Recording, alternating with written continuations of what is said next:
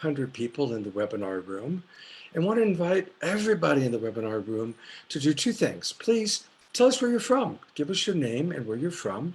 And I love watching as it zips by. I see Mexico, Santa Monica, San Diego, Oregon City. So let us know your name and where you're coming from. And also, we love it when people share this on Facebook. And Deborah is going to put the link on in a moment, where you can go to our Facebook page. It's showing up on Love Coach Academy is where it first starts. And so definitely share this amazing event with your friends. It's very exciting. This just keeps growing and growing and growing even more. Um, and we're really happy to have all of you with us. We have some wonderful, wonderful guests. And to tell you a little bit more about the show and about who we are, I want to just introduce someone who works her little fanny off to make this happen. She's an incredible woman. Many of you knew her as the founder and creator of the Harmony Festival, our favorite festival for many, many years. It's my dear friend and partner in this business, Deborah Giusti. Thank you, Scott. And welcome everyone that's coming in from around the world. And thank you so much for joining us for what's going to be another amazing Saturday Night Live for the Global Peace Tribe. And we've been doing this every Saturday night. And we find that it's been a really important lifeline to like-minded people who are going through these challenges with the coronavirus pandemic. But things are now starting to open up, and we want to affirm really positive aspects of our lives and a positive vision. And that's what we're going to be doing here tonight. And actually, this is our 9th show. And every time we've done it, it's escalated to another level. And that's going to happen again tonight. We're going to be featuring Deepak Chopra, Carolyn Mays, Marcy Shmimoff, Doctors JJ and Desiree Hertak, Meera Bai Devi, Mark Sims, Jay Mayer. We're going to have musical artists, Wah, Elijah Ray, Pollyanna Bush. We're going to have magician, Heather Rogers. And we're going to have comedians, Michael Boisier and Mary Maglone. And our theme tonight is co-creating our vision of the new normal. So as we begin to integrate slowly back into society, we know that the world has changed and it's going to be different. And we have been able to deeply reflect on our lives, deeply reflect on how it's been, and also how we want it to be. And this powerful tribe here, what we call the Global Peace Tribe, knows that it can manifest its version of the new normal. And we don't have to buy into what society says or other people says, but as we vision together and co-create together, we can really manifest a better world, a new world. This is our opportunity here today. And this is what we want to empower with this show today, with all our speakers and everyone coming together. And we'd love for you to continue to share this. And so a lot of people can join. I'm also going to put in a link in the chat room where you can still invite people on Zoom, and please share on Facebook. Also, we allow people at the end of the show to come on with community connections. And that's where you can come on the gallery at the very end and you can give your one minute transmission of what you feel is happening in the world, and especially in creating your vision of the new normal. And we are able to fund the broadcast and many other amazing organizations with a GoFundMe campaign. And we do that with the gifting economy. And I'm going to invite our other partner here, Ken Kaufman of New Living Expo, to come on and share more about that.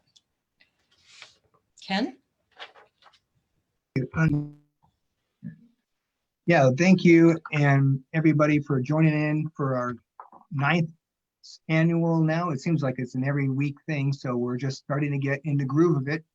And we want to carry this into June. You won't believe it, but we are going to be doing this in June till the end of June, because this lockdown is, yes, we're slowly opening up. At the same time, we need to open up slowly and, take our time and still stay safe. And I'm so honored that 2 of my legendary favorite speakers, Carolyn Mays, Myss, and Deepak Chopra, are joining us tonight. It's just an honor and a privilege to hear both of them at the same evening. It's just amazing. Each week we seem to be up-leveling our speakers and our entertainment, and I think we're doing it. So I'm really, really happy about that. and our world is about to start over. So, you know, like bunker down and here's going for the ride. So let's see where it takes us and where we end up with. So I'm really looking forward to seeing how that unfolds. Just so you know, the New Living Expo behind me is still happening the second weekend of October, 9th through the 11th. And we're in San Mateo, California. We're all scheduled. The details of the expo are on the website of newlivingexpo.com. We're also offering a little special for you tonight and through tomorrow. There's a 20% discount. If you want to get a 20% discount on all the tickets, go to newlivingexpo.com, click tickets, and then when it goes to the ticket page, when you want to buy the tickets, there's a little code up there, put in NLE20. NLE20, I'll put in the chat room too. There you get 20% off all the tickets that you want. And we also have some exhibit space. If somebody wants to do that, we are more than happy to take your orders for that. We have about 20 spaces left for that. And I'm just looking forward to having everybody join us. Part of our campaign with the GoFundMe aspect of our show is regifting in our new green economy. We are taking the money in from you. We're not charging you for the show. We're taking the money and we're going to use that for two purposes. One, to pay for the show, the maintenance of it, the advertising of it. And the second is to regift it back into our community members. And our members this week, we have the Notre Dame, Frashanet, Notre Dame, and Growing Together is our nonprofits for this week. And they're going to come on and talk for a minute or so about what their vision is. And we also have some people from last week also that's going to be talking a little bit about what they did with their money. And each of these we're going to show during the mid-show about 9 o'clock what all the different organizations we gave to. So we want to really entice you to, you know, loosen up the purse strings a little bit. We have a goal of $20,000 as our goal, and being our last week, we really want to see if we can make that happen. So let's all just, you know, dip in our pockets and put another $5, $10 in there. 700 people on the screen, we can probably do that. So thank you for joining us, and look forward to the show. Great. Thank you very much, Ken. And briefly, I want to mention that we've got two wonderful sponsors you're going to get to know. Mark Sims, who you met briefly for those of you who came in early, and also Jay Mayer. And we really want to thank Mark and Jay for making this show happen. And we also are kind of excited that we have some really wonderful new partners that are streaming our shows and carrying our shows, including Awake TV. Awake TV has started carrying the Saturday Night Live show, and we're really grateful for that. I want to encourage everybody to check out the amazing things that Awake TV is providing. They're also going to be providing a lot of the shows that I am doing through my company, Love Coach Academy. We also want to welcome New Realities TV and Alan Steinfeld in New York and his YouTube channel of 50,000 people. We also want to thank Unify, who are streaming us. So it's pretty exciting. And to introduce our kind of the person to get us going, Deborah, I'd love for you to introduce the chief. Great. So we're going to start with some inspirational words and a blessing and a native song. So Chief Phillip Joseph has walked the native path for over 40 years, learning and being sanctioned by traditional medicine and holy people, tribal spiritual leaders, wisdom keepers, and elders from several indigenous cultures. And he does the sun dance every single year, if you can imagine what that is. It's a very deep and important native ritual that happens. He's a ceremonial leader, traditional healer, and he has been entrusted to share indigenous wisdom and medicine practices with the contemporary world. And so I'm so happy to present and start our program with Chief Phillip Joseph. Thank you. Thank you, Deborah, for that very kind introduction. Actually, my name is Chief Phillip Scott. But greetings, relations. I'm also known as Shunkawakansapa, which is Lakota for Black Horse. I'm a ceremonial leader and practitioner of traditional indigenous medicine. I'm very honored to participate and to be with all of you in this global virtual hoop this evening.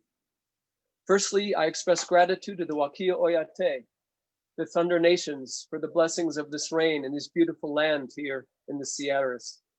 Secondly, I express gratitude to you, Deborah, to Scott, and the other organizers of this impressive gathering for the invitation to share with you at this auspicious, challenging, and momentous threshold upon which we currently stand.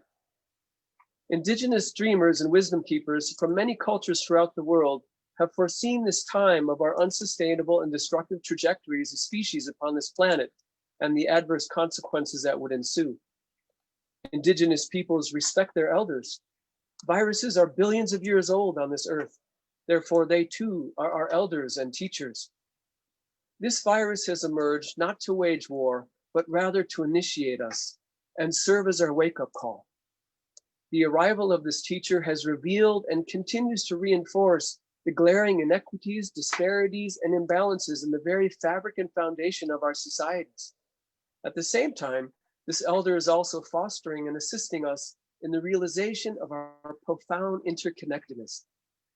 These very same indigenous dreamers and wisdom keepers also prophesize the antidotes to our crises, namely, for us to remember and fulfill our original instructions as a species, which are to individually and collectively serve as loving, responsible stewards and protectors of our mother, the earth, and all of our relations upon her. This sheltering and sequestering have allowed us ample time and opportunities to deeply dream, reevaluate, and reflect upon our relationships and the world we desire for ourselves and future generations. Personally, I pray we unite in solidarity to dream and create a more equitable, just, loving, peaceful, balanced, and respectful world. In support of this most pressing and essential endeavor, I share this sacred song to unify the hoop of our humanity. I invite you to close your eyes, center yourselves, and breathe deeply into your bodies, taking in this sweet air, the purest it has been in over 2 decades.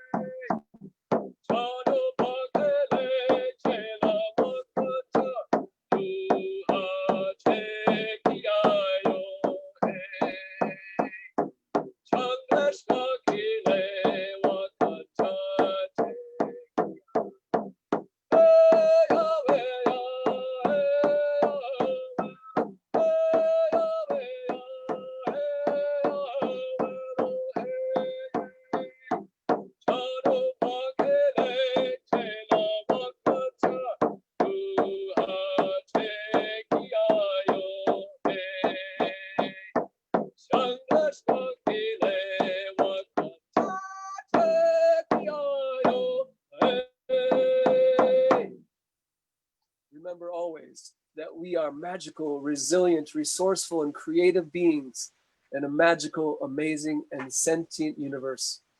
I humbly request the source, ancestors, and Mother Earth to bless us with vision, praying you and all of us together as one family united, dream well for ourselves and the future generations of all of our relations who are counting on us. Aho, mitakuye, oyasi. Thank you so much, Chief. That was really, really, really beautiful. And a My pleasure. wonderful way to get us started. Really wonderful way to get us started. Thank you. And I'm grateful that the internet connection was perfect. It was good. Indeed. And now the rains come even more strongly as a purification and the blessing for all of us in this time. Thank you very much, Chief Phillip Scott. Thank you so much. We are now going to have our first musical guest. We have some amazing musicians tonight. I'm really excited about that. And so I'm going to turn it over to, for the first time she's been on our show, welcome Wah.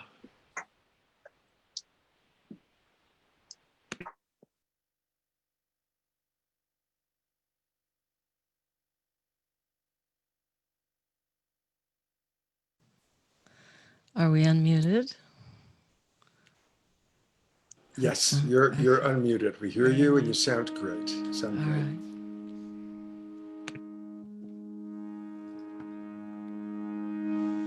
Shuklam Bharataram Vishnu Shashi Varanam Chaturpucham Prasannavadhanam Dhyaye Sarva Vignopashantaye.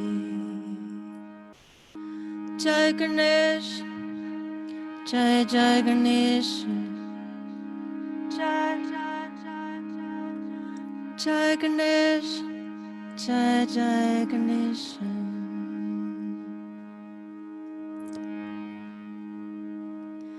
Many of you know me for doing mantra, but tonight we're going to sing the mantra in English, and the mantra which repeats is stay in the love. So we're not saying you have to be love, we're not saying you have to convince others, we're just saying you have to stay in a place that is loving. So you can sing along.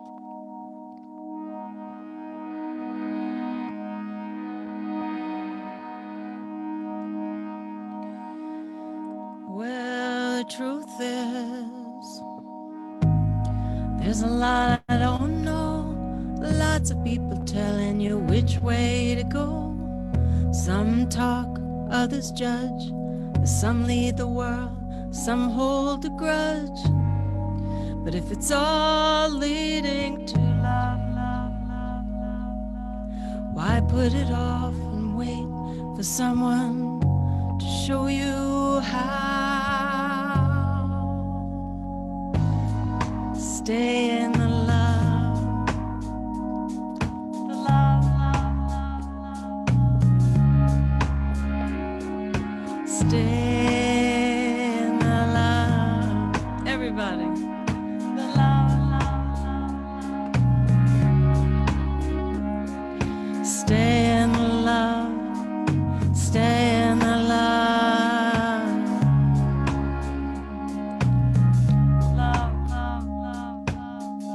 So much out there, you can look around, see all the crazy, beautiful things they found. Have you seen the healers healing, the lovers loving? You can prove that love is all. Why not get there now? Why not get there now? You can prove that love is all. Love, love, love, love, love. Every aspect of human existence flows through your consciousness. Every sorrow, every tear, all the ways that we appear in this. The only remedy is truth, so try and speak it one to another. I got rearranged from it. It changed my head and thoughts about love, purified my body and what I held belief for. I can hold you cause someone stayed the course with me. Rock me solid till I dissolve the remorse. I can hold you. I can hold you because someone rocked me solid. Rock me solid and dissolve the remorse, you see. I said stay in the love, stay in the love, stay. Won't you stay?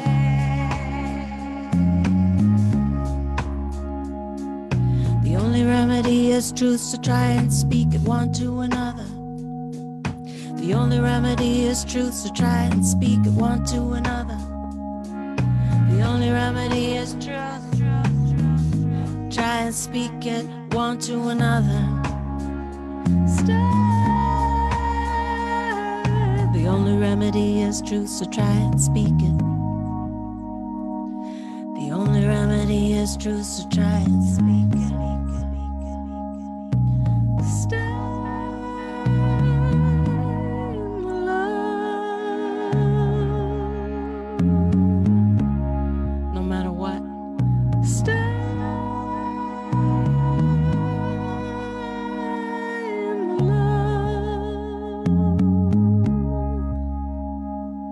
Stay in the love, love, love, love. Stay in the love, love, love, love. Stay in the love.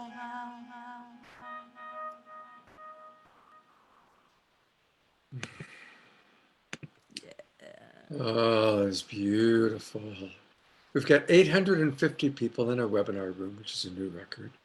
Let's just all take a couple of breaths and make the commitment that we're going to stay in love throughout this evening and as much as we possibly can.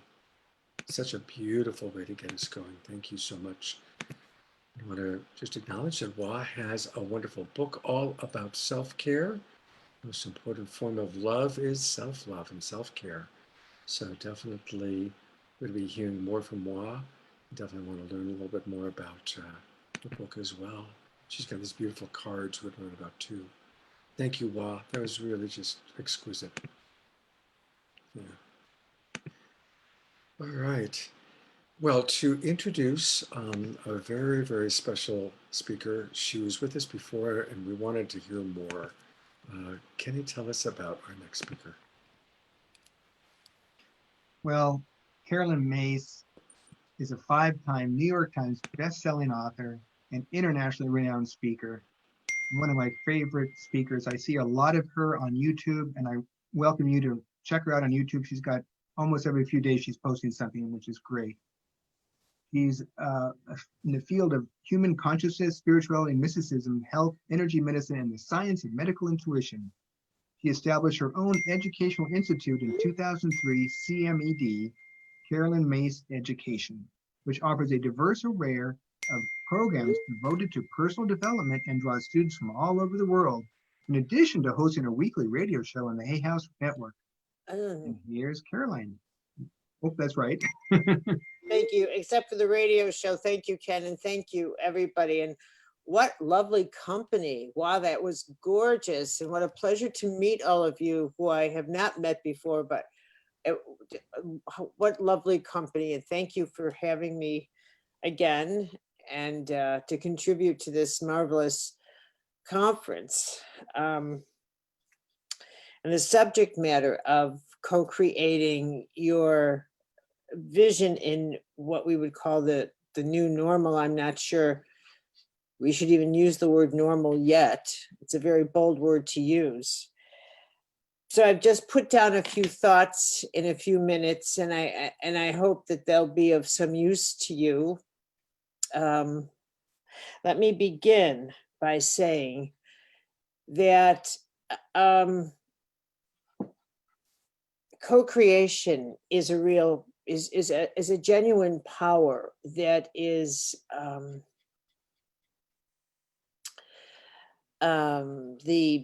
your soul is your battery for co-creation, and we don't have the time to talk about how all of that mystical phenomena works, but suffice to say, live as though you get it, that you get that all life breathes together, that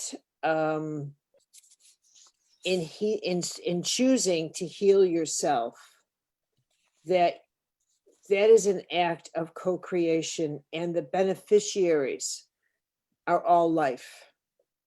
That as you heal yourself, you are in fact healing the planet, and it doesn't make any difference that you do not understand how that works or why that works, which begins the first stage of the new normal. That the new normal is going to be a bio-spiritual ecological theology that's going to be rooted in the laws that govern nature govern your body, govern all creation, and that these laws are a manifestation of the nature of God, that we are living within the laws of God, and that at some point, though none of us listening will live to see this happen, we may well be at the beginning of what will become a sacred soul ecological life system. We are on the verge of entering a galactic community. And that's reshaping, whether or not we realize it, the fundamental core of our collective Abrahamic theologies. It's the celestial world is shaking as the myths are melting in the celestial world. And believe it or not, that in itself has to do with the eruption of a virus. I know that I feel like I have but a few minutes to tell you that even that is contributing to the rise of hysteria that the world is feeling, and the phenomenon occurring at the exact same time that some force greater than life, than the life we see, has stopped the planetary community and communicated the message to the whole: heal now, heal now. And that,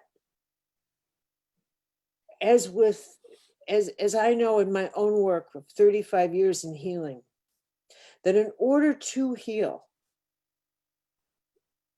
all of the contaminants rise to the surface when a crisis happens.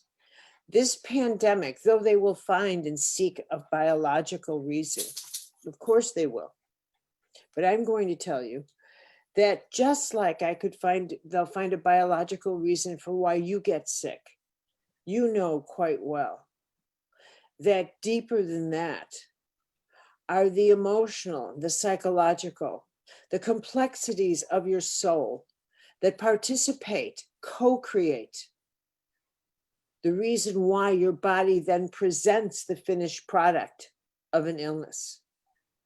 So what we are witnessing now are all the components psychically, energetically, that have arisen, that are participating in why we are now in a global virus. It is a psychic virus. It's an energetic one. Yes, indeed, it's a physical one. But it's one that is bringing out so much that needs to be healed. Not just the physical virus, but all that has led to an imbalance in nature of a catastrophic proportion. Not just Mother Nature, but in our natures. In our natures. Because they're one and the same thing. And so when we talk about the new normal and envisioning it, it has to be that this vision that we hold is how we conduct ourselves consciously and spiritually. That we now begin to step outside the collective narcissism that has been a way of life of ours for 25, 30 years, and begin to think that I need to wear a mask, not because of me, but because of the community I live in. I need to start realizing the law that what is in one is in the whole, that what I do to others matters, that in fact all life breathes together. I need to put everybody else now on my radar. If they're hungry, I need to attend to them. For years, I have listened to people say to me, I think I want to be of service. Now life will be service. Now all of us will be called into service for humanity, because this is the moment. We will not pass out of this easily. No, we will not. The pain that's erupting, the injustices we'll see, will not stop come winter, come spring. This is not going to be that easily resolved. So we have to resolve within ourselves the new normal, that we do not have weak backbones, but titanium ones, in which we recognize that we're built for this moment. If you're alive in this moment, you're built for it. And the way we take this on is that we recognize that every act of goodness counts, that every act of courage counts, that how we treat each other matters more now than it ever has. And that now is the time to recognize all life breathes together, that we truly are one soul. Thank you. Thank you, Caroline. You are fantastic. And her website is myss.com. I'll post. Yes. Great. Thank Thank you. you. That's all just in honor of that incredible understanding that Caroline brings and what she's sharing. I want us to just take a moment and acknowledge that right now there's riots taking place. There's a lot of hurt and a lot of anger.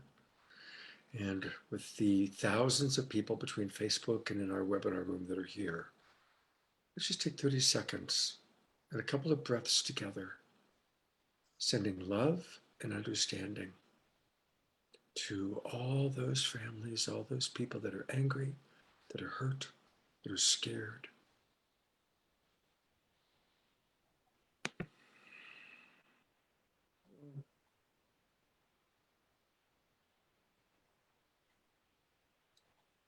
We are in this together, absolutely.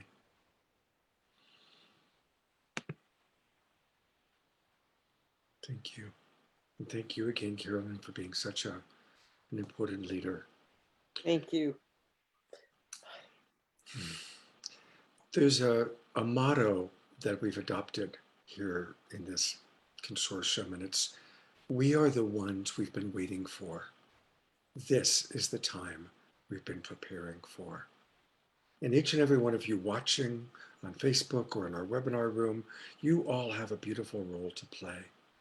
And like Caroline said, if you're alive, there's a reason. This is the time. And someone who is showing up in a wonderful way in our world is Amanda Masters. She is with Awake TV, and we're really excited about our partnership with Awake TV. And Amanda, would love to hear your vision, your wisdom jewel. First of all, I want to say thank you to Caroline. She has been a way shower for so many years for all of us. And those words were so profound. I am shaking right now. This is how she is. This is the power within her. And I want to say thank you for sharing your wisdom, your light as a way shower and leader. Having the opportunity to be here with you, Scott and Deborah, thank you so much for partnering with Awake TV and us being a part of this journey. Awakening, we're talking about going the vision of the new normal. And I would agree with Caroline, we're not quite there yet, although we are birthing it within ourselves. This is primarily about what is happening within you, the erupting going on within you, the opportunity to show compassion for yourself first in this shift we are all in together. I'm calling this awakening on crack or speed for that matter, because we are all isolated. And with every week, we go deeper into our own subconscious. We go deeper into our own aspects of our beings. And I want to say that what used to feel like the comfort zone for us, which could be misery, it could be a horrible job or relationship, whatever it is, now feels like a briar patch. So we are all in this together. And at Awake TV Network, we are here to present the new world paradigm of living, bringing an uplifting consciousness. The purpose of what we're doing is to raise the vibrational frequency of consciousness. We are in this together, and it starts with compassion for yourself first. And I want to say that another huge way shower is Deepak, who will be coming on. I want to say thank you to you, Deepak, for your unconditional love of this planet for so many years, and magnificence, and sharing your wisdom. That's what I have to say today. It's about self-care. There's my timer, Mr. Smith. It's about self-care, self-love, and self-compassion, no matter what is erupting within you, the anger, the pain, the sadness, the excitement, the love. It starts with compassion, love, and non-judgment of yourself. Thank you so much, Amanda. And again, want to encourage everybody to go to awaketvnetwork.live. They have all sorts of wonderful, wonderful shows. They've got entire channels. They're going to be carrying a channel of my company, Love Coach Academy's work. We're really excited about working with them. And thank you for the good work you're doing, Amanda. Thank you, Scott. So we're about to meet Deepak Chopra and hear his vision. And I had an interesting idea. Of course, Deepak's been such a big influence on many of us for so long. I first met him in 1994 as working as producer on a show called The Other Side that Deepak was a guest on. And we've met periodically over the years. But I bet almost all of us have at least one or more of his books that have inspired us. So here's something kind of fun. I'd like to invite everybody in the chat box, all 950 or in the attendees. What's a favorite book of yours? And I chose The Spontaneous Fulfillment of Desire. This one, I've got about a half dozen of his books, but this one really kind of shifted my reality and my consciousness. So I just want to invite everybody to pop in to the chat box. What is a book or an inspiration, a way that Deepak has touched your life? And I'll save that chat and I'll make a copy of it and I'll send it to Deepak. And to tell us a little bit more about Deepak, my partner, Deborah.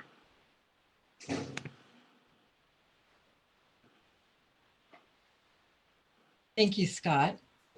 And on one level, Deepak needs no introduction. He's been an icon for so many of us for so long, 30 or 40 years, as a spiritual teacher, as an icon in the personal growth movement. He is an incredible blend of a medical doctor that works with integrated medicine, visionary researcher, and is always on the next edge of consciousness. And he's our spiritual teacher. He's the founder of the Chopra Foundation, a nonprofit entity for research on well-being and humanitarianism. And he is works with Chopra Global, a modern-day health company at the intersection of science and spirituality. But maybe what you don't know is that he's just published his 90th book, which again is a bestseller. This is Metahuman: Unleashing Your Infinite Potential. And also he's been described as one of the top 100 heroes and icons of the century by Time magazine. So we're so happy to have him with us. And thank you so much, Deepak Chopra. Thank you, Deborah. Thank you, Scott. So thanks everyone for being here. I think what we're witnessing right now in the world is the death of an old story and the birth of a new story. At least that's what I hope. The old story was about violence, war, climate change, pandemics, financial disasters, social injustice, economic injustice, chronic illness, and now COVID-19. So I want to put this in a little bit of a perspective just from the view of the pandemic, the virus. So COVID-19 is a mutation of coronavirus, as you know, which is the flu virus. Coronavirus has existed for thousands of years. It's part of our ecosystem. And it's part of the planetary microbiome. The microbiome is the genetic information in the entire ecosystem of planet Earth. And it's millions of genes. You have a microbiome inside your body, which is approximately 2 million to 20 million genes, depending on where you live. Only 25,000 genes that in your body are human. The rest are bacteria, viruses, fungi. And they sustain the biosphere. The collective microbiome, which all the bacteria, all the viruses, all the fungi, all the germs, all the genetic information sustains what we call the biosphere. The biosphere is the ecosystem outside our body, but it's also the ecosystem inside our body. The ecosystem outside our body recycles as the ecosystem inside our body. So the biosphere outside, inside is the same. When there is an unsustainable biosphere, which means that the ecosystem is severely stressed, the genetic information, the microbiome of the planet is severely stressed, then mutations occur. Mutations occur spontaneously too, very small amount, but the vast majority of mutations occur because of a toxic environment. And right now what we have is an inflamed toxic environment in the world. So inflamed minds, hostility, anger, resentment, grievances, inflamed brain, inflamed body, inflamed gene activity as a result of the disruption of the microbiome. And a mutation comes along and it devastates everything that's happening. The economic structures, national security, health, young people even getting infected. Looking at the data, it's very obvious. Looking at some of the computer modeling, it's very obvious that there is inflammation. And that's what we need to address. The old story is one of the inflamed humanity. The new story could be a more peaceful, just, sustainable, healthier, and joyful world, but it depends on us. We have to tell the new story and we have to execute the story into actuality. So this mutation is actually repairing the ecosystem. As we hide in our cages right now, back to our homes, the biosphere is repairing itself. The air is cleaner, the stars shining at night, even in Bangalore and Hyderabad. People are breathing in polluted cities. You can see the Himalayas from 500 miles away. Fish are returning to dead lakes. And I just read that the bees are back. You know, the bees were almost going to be extinct and they supply 90% of our nutrition, vegetables, fruits, all through pollination, through the ecosystem. They're back. The bees are back, which means climate change is reversible. We also saw the oil price fall to less than zero, which means an oil-free economy is possible.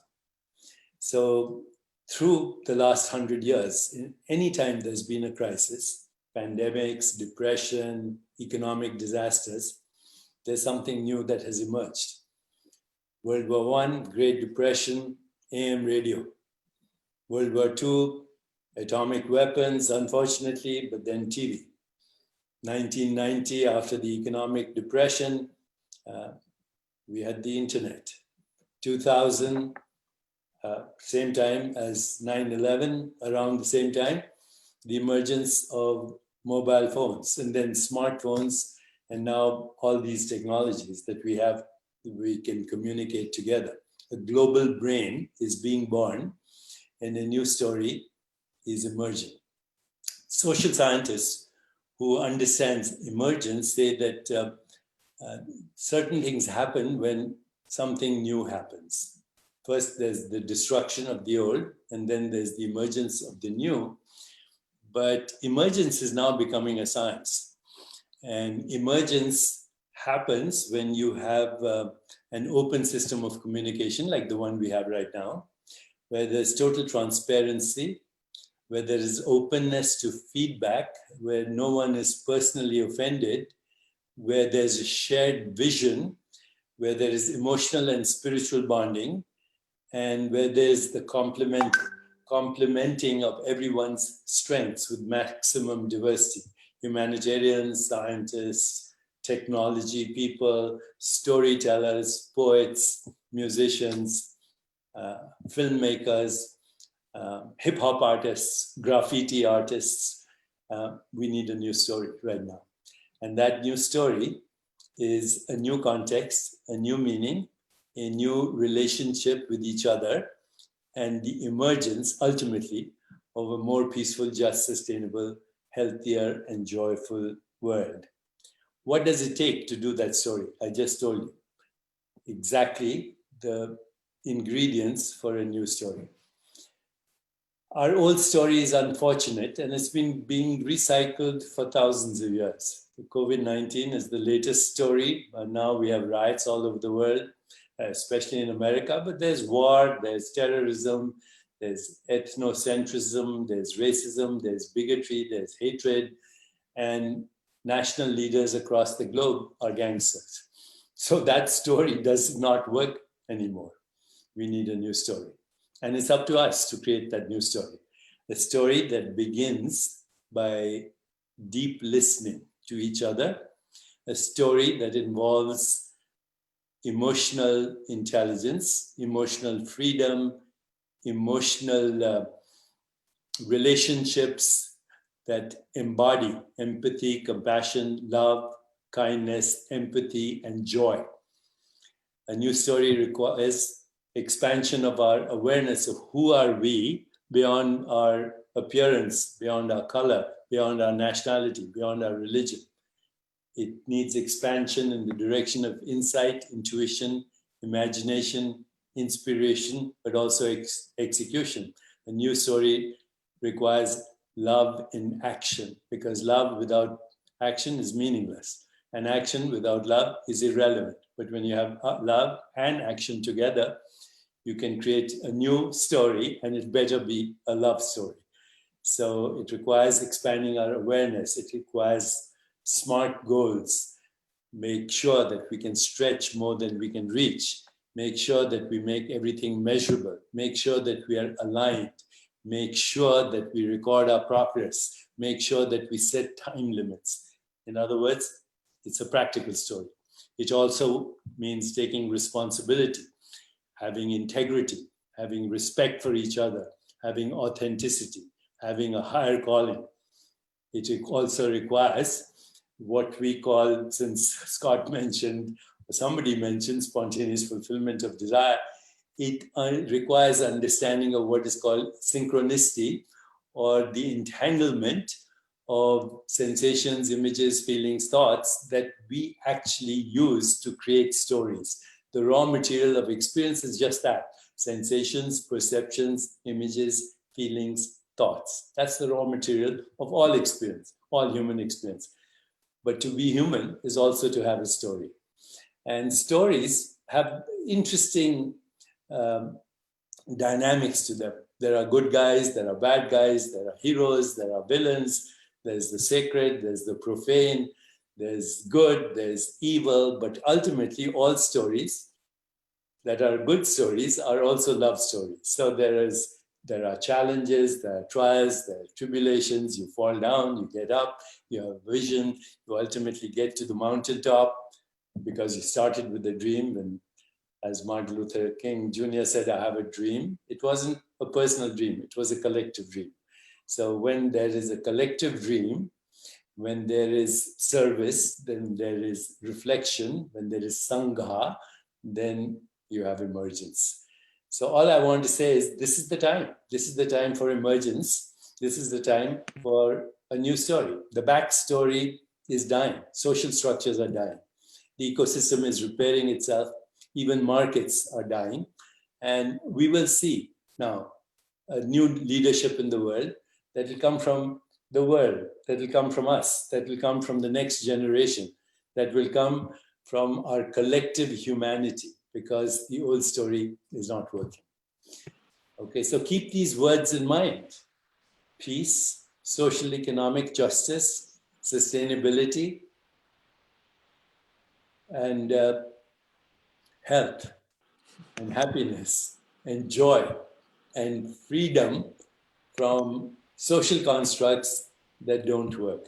social constructs that have been based on predation, on conquest, on slavery, on social injustice, on economic exploitation, those structures are dying. You will see distributed leadership in the world and sanghas. In Eastern wisdom traditions, we are told you need only three things: refuge in the Buddha, which means higher consciousness; refuge in the Sangha, which means community with shared vision and shared passion; and refuge in service. That's it. And there are other words to describe this: seva, service; Sangha, community; Simran, meditation, reflection, self-inquiry, and transcendence. If we combine these, create global communities online and offline, which we have the capacity to do now with all the new technologies, we can create a global Sangha. The internet now is our collective brain. You can give somebody a dopamine hit by sending them an emoticon, no matter where you are. Or you can do what the president does, send an inflammatory tweet and inflame the world. The choice is ours. What are we going to do? Are we going the way of extinction, or are we going the way of a new humanity? I have been working with ecologists and scientists who tell me that if bugs and bees and insects and bacteria and viruses disappeared from our planet, all life would cease in 5 years. If humans disappeared from our planet, all life would flourish on this planet in 5 years. So the human experiment is a very interesting experiment in evolution. It could also create heaven on earth, but it will also create extinction. This is the moment. So what's your story? What's your backstory? What's the current story? What is the future? What's there? What is the vision when you get to the mountaintop? How can we all get there? And then proceed into the valley, which will bring us joy, peace, sustainability, and a new humanity. This is all I have to say today to you, my friends. We must share our collective story. We must bond emotionally. We must complement each other's strengths. And we must not fight the darkness, only bring on the light. And you can all do it. Thank you. Let's do it. Thank you so much, Deepak. And he does, I do want to show his new book, because that's what's happening. We're all becoming meta-humans. And Deepak, you did such a beautiful job just now, helping to give us the vision, understanding the challenge, and understanding the opportunity. Just want to encourage everybody to go to his website, deepakchopra.com, and also to check out this wonderful new book. Thank you so much, Deepak, for being someone who's inspired us for decades. Thank you. Stay.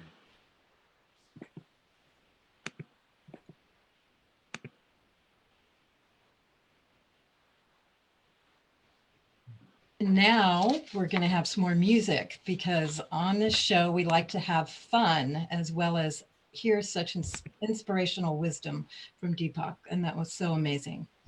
So we are going to experience Elijah Ray. We've had him a couple weekends ago, and he's amazing, and we wanted to bring him back. He's an international recording artist, a vocalist, composer, poet, multi-instrumentalist, and he's had a professional music career of over 17 years. But what's amazing about him is he's truly a one-man band, and he calls himself the Band of Light. And what's even more amazing is the light and the heart that emanates from his music. It's amazing. And we invite you to stand up and move and just have fun with this. So I'm so happy to present Elijah Ray. Mahalo. Thank you so much, family. And thank you, Baba Deepak, for that wisdom hitting me so deep in the heart today. And I just want to name that we are all the Band of Light. I'm Elijah Ray. We are the Band of Light. And we're truly creating the new earth just by showing up and living a love-centered life regardless of the external circumstances. And that is my prayer, that I'd like to go ahead and explore in this sound with you all. So could you, instead of just doing the thing where I get up and sing a song that I've performed a million times, I would like to actually create something brand new just for us as a family. Could we do that together? Yeah. So to get on the Sounds same great. page, to get on the same page and on the same frequency and the bandwidth, I'd love to just sing a tone home together. So let's all take a big collective deep breath and just let it out with a nice Let's do one more of those and let out any sound you need to make right now. Whatever's pent up inside of you that needs to be let out in a sound. Here we go.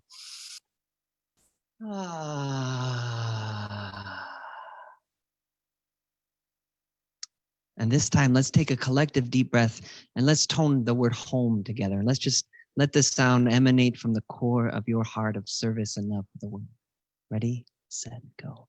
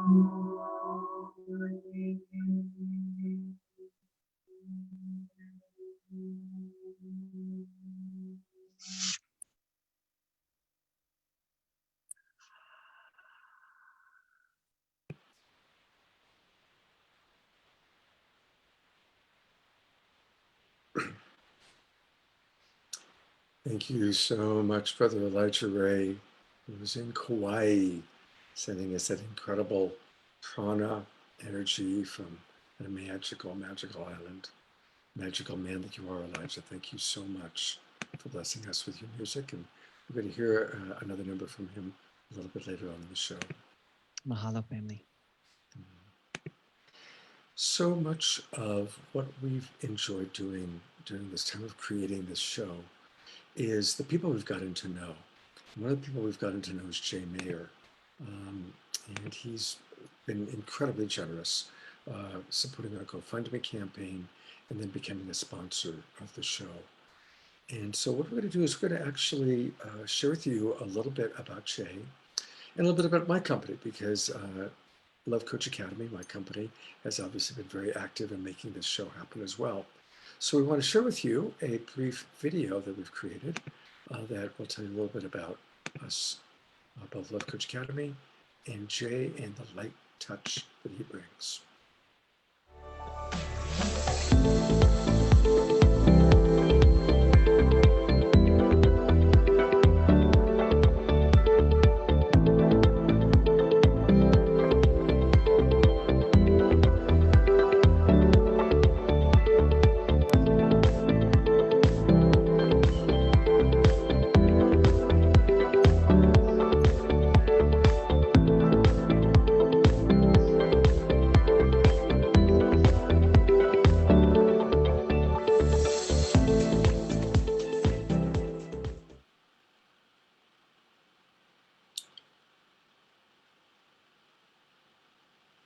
Light Touch and Love Coach Academy are collaborating in some really wonderful ways. You're going to get a chance to see a little bit more later on tonight.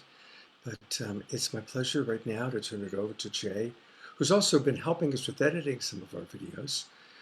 Jay has a wisdom jewel for us. What's your vision, Jay, for the new normal, the new paradigm? Well, first, it's great to be here. And I really appreciate the opportunity to share what I found is meaningful and important. And the new normal for everyone is that we learn how to create the reality that we need and we desire. And there are tools that make this possible. And the system I invented called Light Touch, which redirects all the pleasurable sensations and life force towards spirit and creating miracles. And now more than ever, we need to know how to draw to ourselves good fortune and healing, and how to save our marriage, with the help of Light Touch and the Love Coach Academy. This is the work that we're doing, is we want to heal the world through saving marriages. And the lofty goal is 100,000 marriages could create world peace. Together to heal the world, we need more happy, successful couples that know that they can use the pleasurable sensations to draw to themselves good fortune and healing and money. People need money now. And we have some tools that are really effective. So the co-creation is that we all become more avatars, able to draw to ourselves that which we need to thrive and to live in gratitude. And it's a miracle. So that's what we're offering, is practices that bring forth miracles. And the premise is that we are electromagnetic bioorganisms, and we have the power magnetically, through a system called Light Touch, where you use the end neurons to send pleasurable sensations to the brain, and the brain recognizes these sensations along with the indwelling spirit and the angels.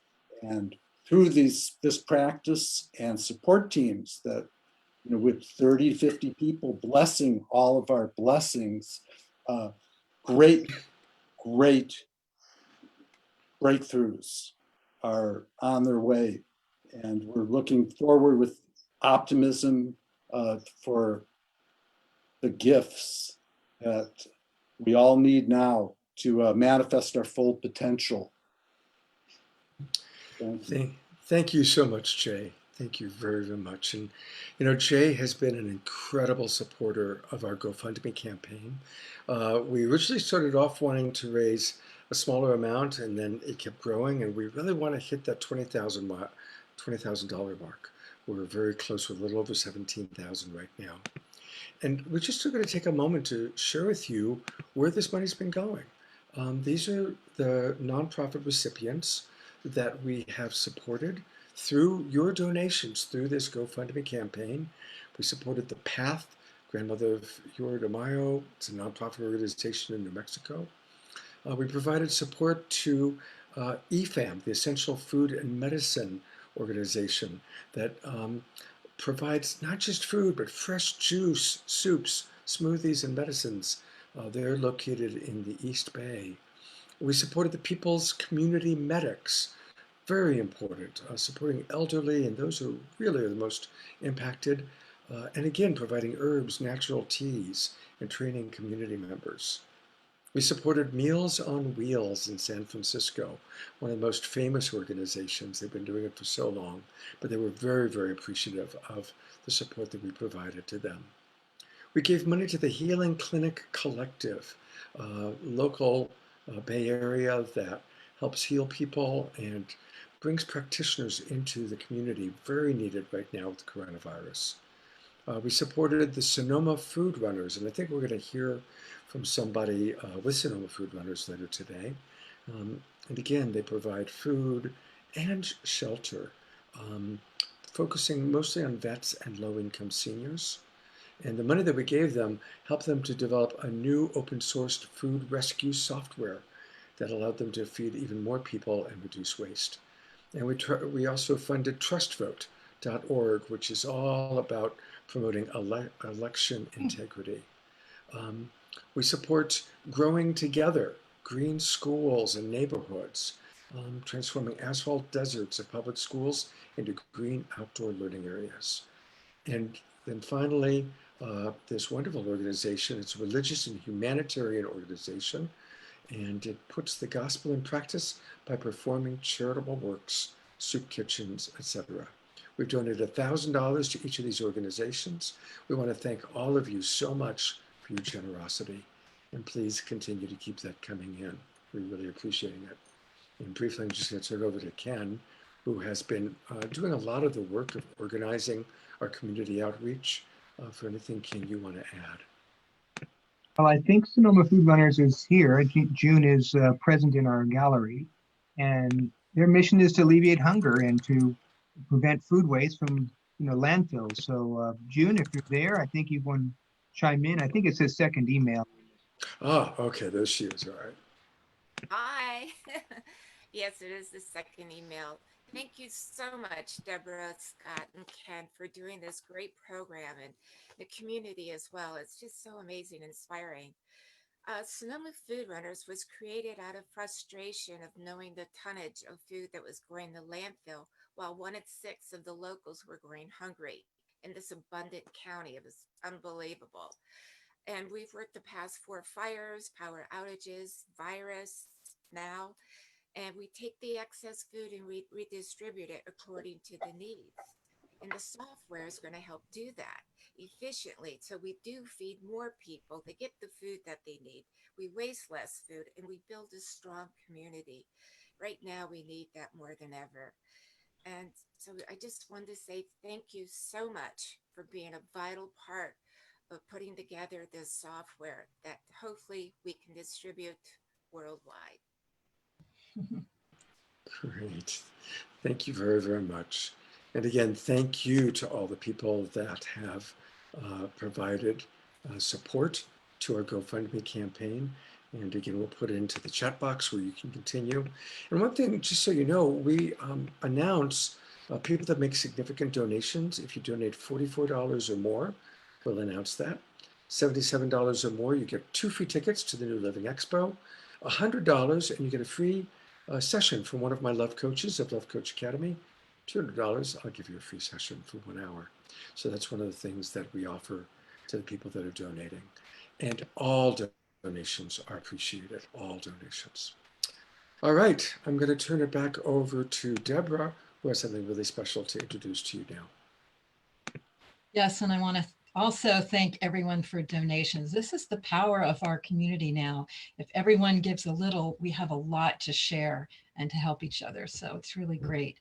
And now it's time for some more fun, some magic. Heather Rogers was with us several weeks ago, and we just love her. She is an award-winning magician, comedian, and she's a human potential coach. And she's presented magical programs all over the world, 4,000 public and private events. She was at Barack Obama's inaugurational ball in DC. She's also been at the Caesars Palace, Las Vegas, and she creates very ecstatic experiences, expanded creativity that help to cultivate and expand the mindset of limitless possibilities. So Heather, we're so great to have you with us.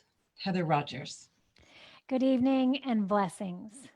We are living in truly miraculous times. When we remember that we are real magic,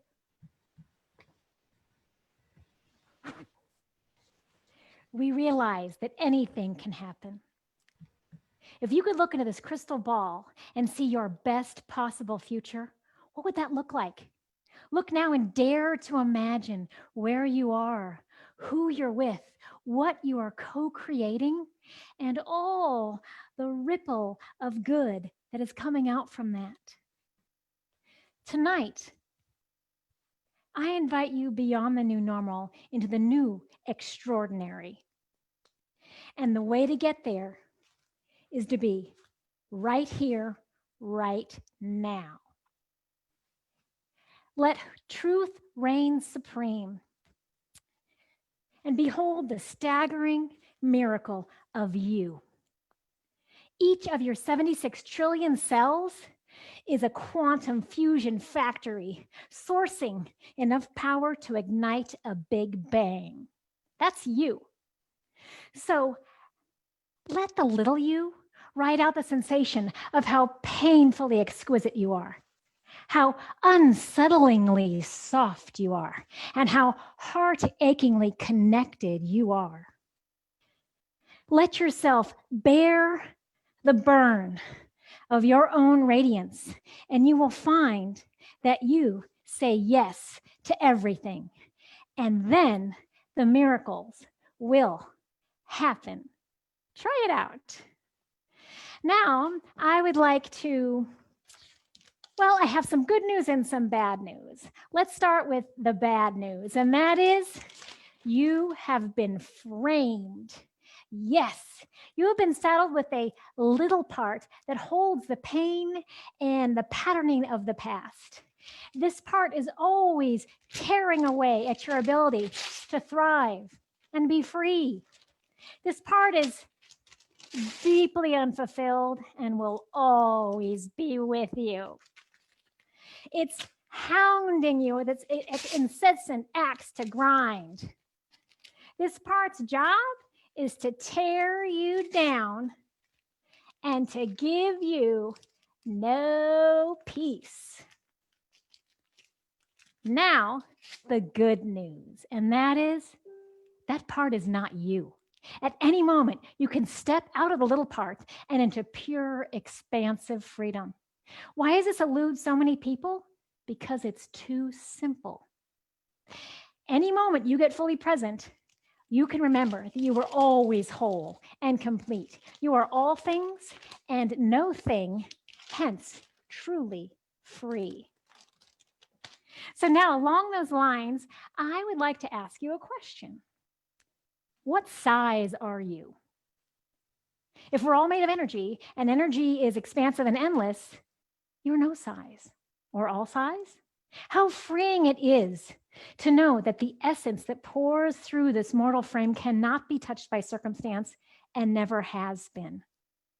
We have the power to burn off what no longer serves us. If you would like to enter the new extraordinary, I'm going to ask you to lift up your hand like this. Lift up your hand and go ahead and grind the past into dust. Fuse your brain and flush it with white light. And as you do, see all mind matters distinguishing into a pure puff of smoke. Very good. That's a nice practice and good, strong alchemy. Now, we're all ready to let some stuff go now. It's time. And I want you to think about that one thing that has plagued you your whole life. Some people, it's the idea of mortality. For some, it's feeling safe. Others, being wanted, being successful, getting healthy. Think of yours. The time has come to end that pattern. If it is your will, right now, fuse this handkerchief with every bit of baggage and matrix and frequency from all time. Charge it now. And I'd like you to repeat this. Say, I release you and it is done. Everybody go ahead. I release you and it is done. And so it is. Before I go, I would like to offer one last humble gift. And that is the endless spark that is in you. If there was ever a time to ignite your greatest spark, it is right now. So I'm going to ask one more thing. I'm going to ask you to bring your hands to your heart, please. I'm going to ask you to grab that spark, find it, hold that spark, and ignite it. May you ever be ignited and delighted. Thank you. Oh, fantastic. That's really, really fun. Isn't magic just amazing? It brings out the little kid in me. And I just really appreciate your magic. It's really wonderful, Heather. And thank you for your beautiful spirit. Thank you. And may we all let go that easily of those things we're ready to let go of. All right. Well, we're going to go from one magical woman to another magical woman.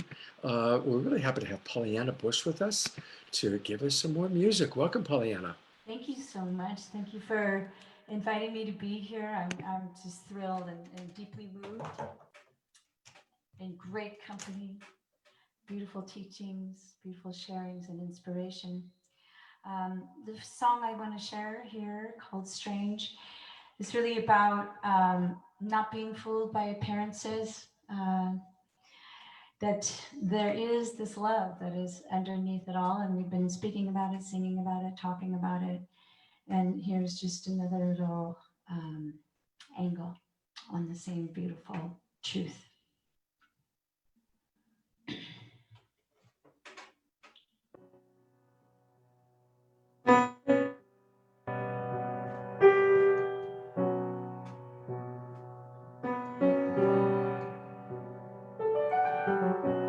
Driving in my car, listening to the latest news and how the world is going to pieces.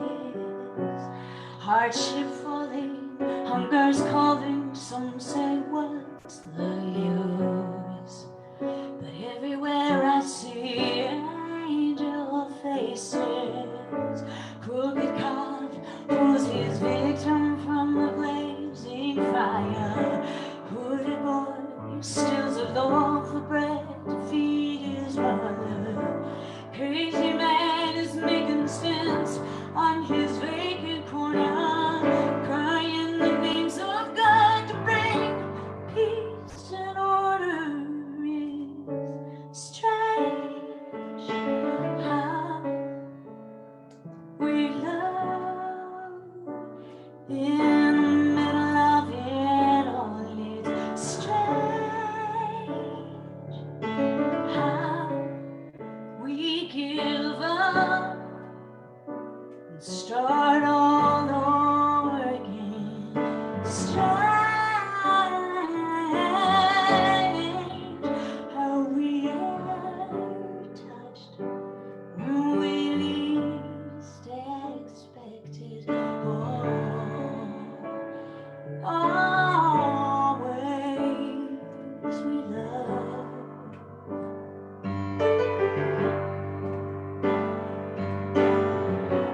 Next to me, you hang your head down, say there's just no way that you'll ever make it. You hate your job, the way you're living, things have got to change. And where's your strength to face it? Darling, darling, I'm so sorry to see you suffer.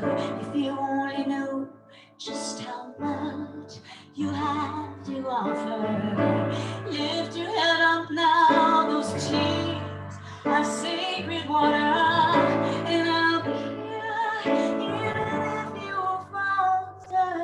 It's strange how we love in the middle of it all. Is strange how we give up, start all over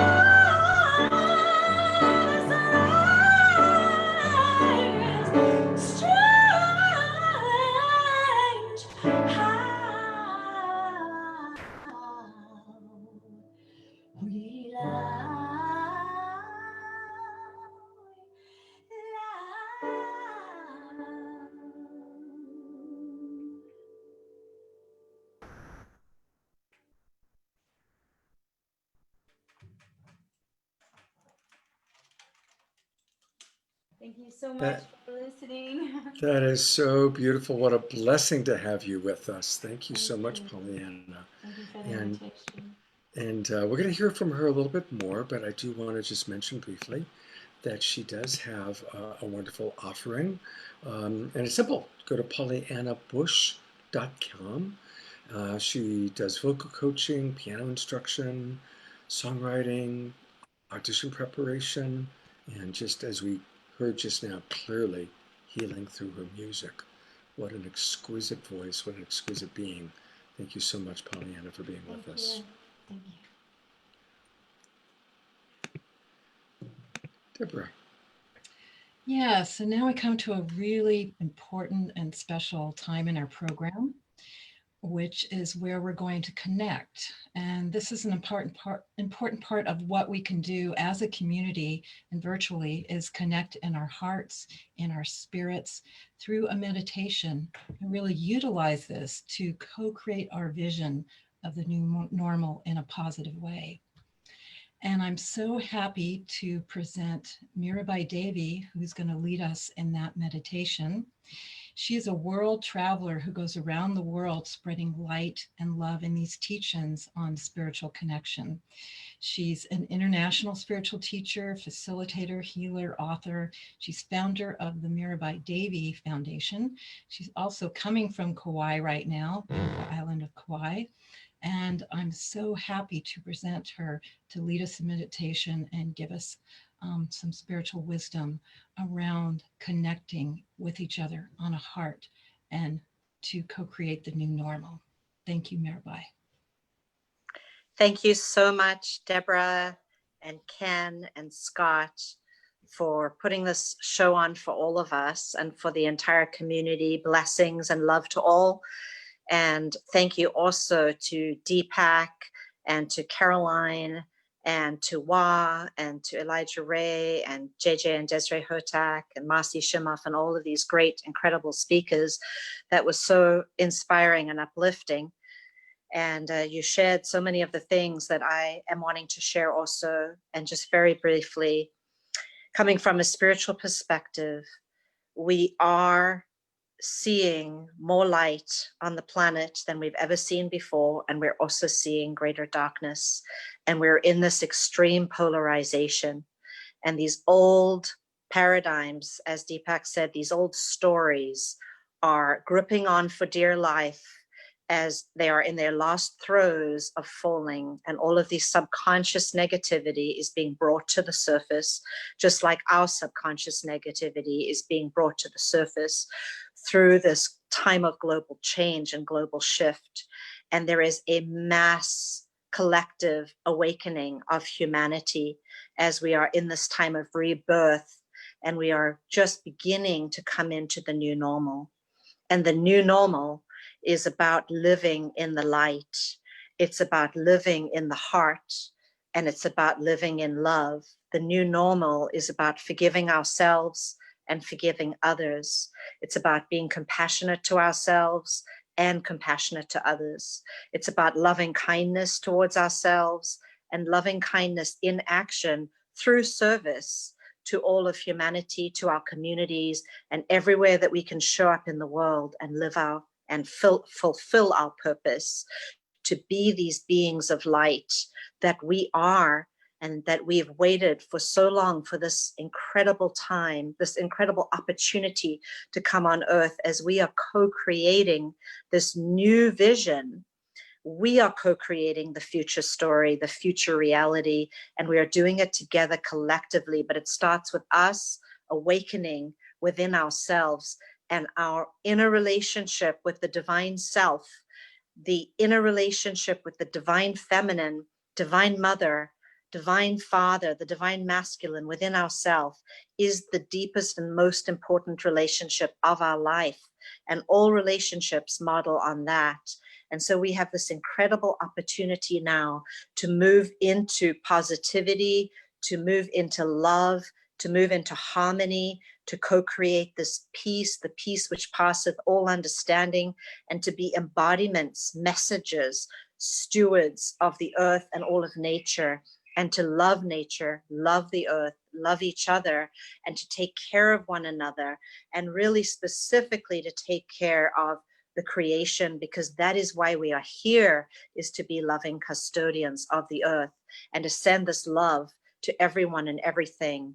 And so I invite you all today to join me and imagine that you are part of that SpaceX project with the Crew Dragon spacecraft going into space that launched today, and you are seeing the beautiful blue, green, emerald of the earth below you, and that you're looking at the earth, and we're going to all collectively create the future, the new normal vision of what we would like to see for our future, for our children and our children's children collectively on the earth.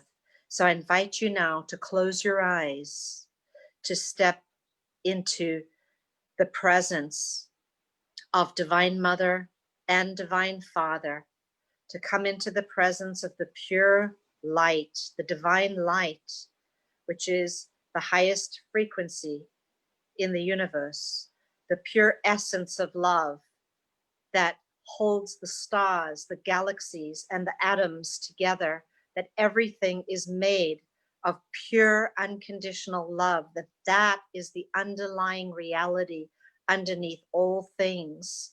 And that as we now look down on our beautiful earth, our beautiful emerald, green and blue planet, that we send together with the angels, the angelic realms, the great masters and ascended masters, the divine beings, the councils of light that govern the earth and the councils of light that govern the universe. We send in our vision, our love, our blessings, our peace, and our energy to visualize now the future of co-creation, of coherency, of harmony, of positivity, of coming together as a totality and working together in oneness as the one being that we are, as the one life that we are, as the one self that we truly are. But now in the new normal of the positive, collective, love-filled future on our planet with the new earth and the new humanity. And we send our light and our love, and we bless this. And we ask, as we visualize now, to forgive from the heart. And we ask divine light with Howard Will's World Heart Prayer. We ask the divine light, and I ask you to say this all with me as you visualize your vision for the new earth and the collective future of humanity in our new normal. Divine light, please help all of humanity, the earth, and all life throughout all time, past, present, and future. All forgive each other, forgive ourselves, be at peace with each other, and be at peace with ourselves. Love each other and love ourselves now and forever. Please, divine light. Thank you, divine light. Thank you, divine light. Amen, amen, and amen. And take a moment of silence and experience that deep peace, the peace which passeth all understanding. Experience that supreme light, that bliss of our eternal nature, and let's share that presence with all those now who so desperately need it.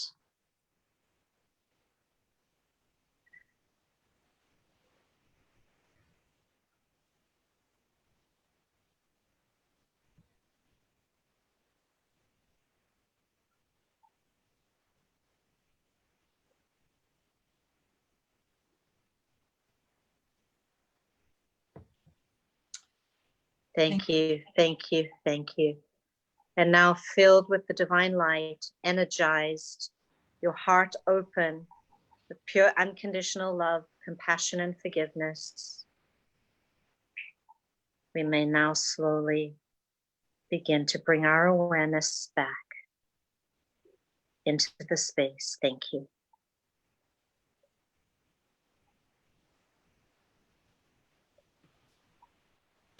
Thank you so very, very much, Meera Bai.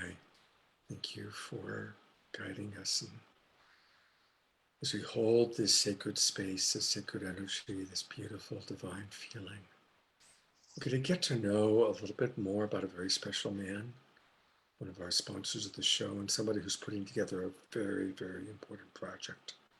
So it's my pleasure to show a short video that's going to introduce us and give us an opportunity to get to know a little bit about Mark Sims. My name's Mark Sims, and I'm from the Midwest. I grew up in Michigan. I started my first company of 3 companies in 1992. It became a wildly successful business. It was called Netrix. It was an internet security company that I sold in '99. And I started then my second company a few years later called Nanorix, which was a software company where we developed a 3D modeling program for designing and simulating mechanical machine systems that were very tiny. I really felt nanotechnology could help improve the human condition when applied to things like energy, medical applications. Those were the things that inspired me to create that second company. After I ran that company for 5 years, I decided to take up ballroom dancing as a hobby initially, and then I got very hooked on ballroom and began competing. It was during this time in my ballroom years when I had just become a champion that I learned about Dr. Stephen Greer and what he was doing, which was teaching people a meditative practice called the CE5 protocol. And he claimed that this meditation that he was teaching could initiate contact with extraterrestrial intelligence. I decided to register for one of his retreats. On the 5th night of a 6-day training, we were all meditating in the desert in a circle, and I'm looking up in the sky, and right above us, a ship materializes out of thin air.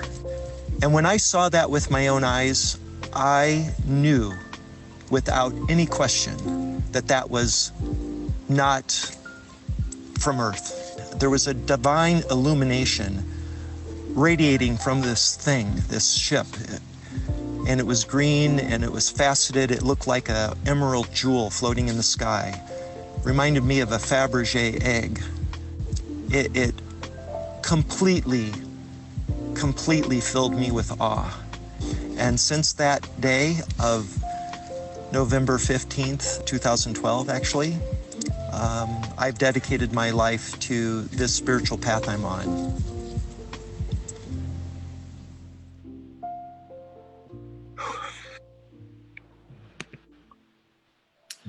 So thank you, everybody, for watching that. And thank you, Mark, for sharing your incredible vision and experience. And we're now going to hear a wisdom jewel from Mark. The theme being the new normal. I would like to suggest there never was a normal. Like general relativity, you know, normal is relative.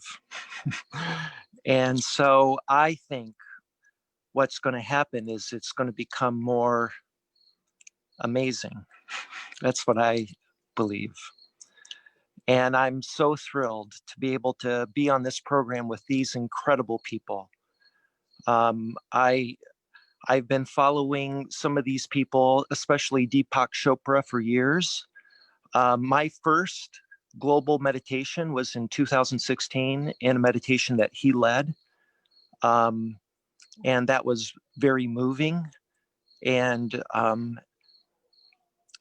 it did something to me, along with other parts of my experience that have moved me to this path I'm now on. And I encourage you all to go to my website, marksims.com, and I have a book that's coming out on the 14th. And I just want to say that if you want to know about my background and my story, there's a first part of the book in which it's being made available for free download. And but the book will be coming out on June 14th. So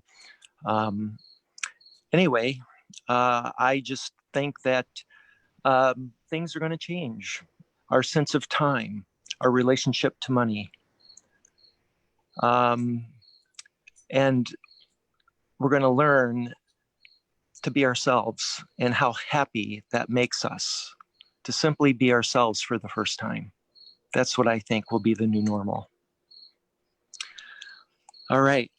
Thank you very Deborah, much, thank Mark. you, Scott.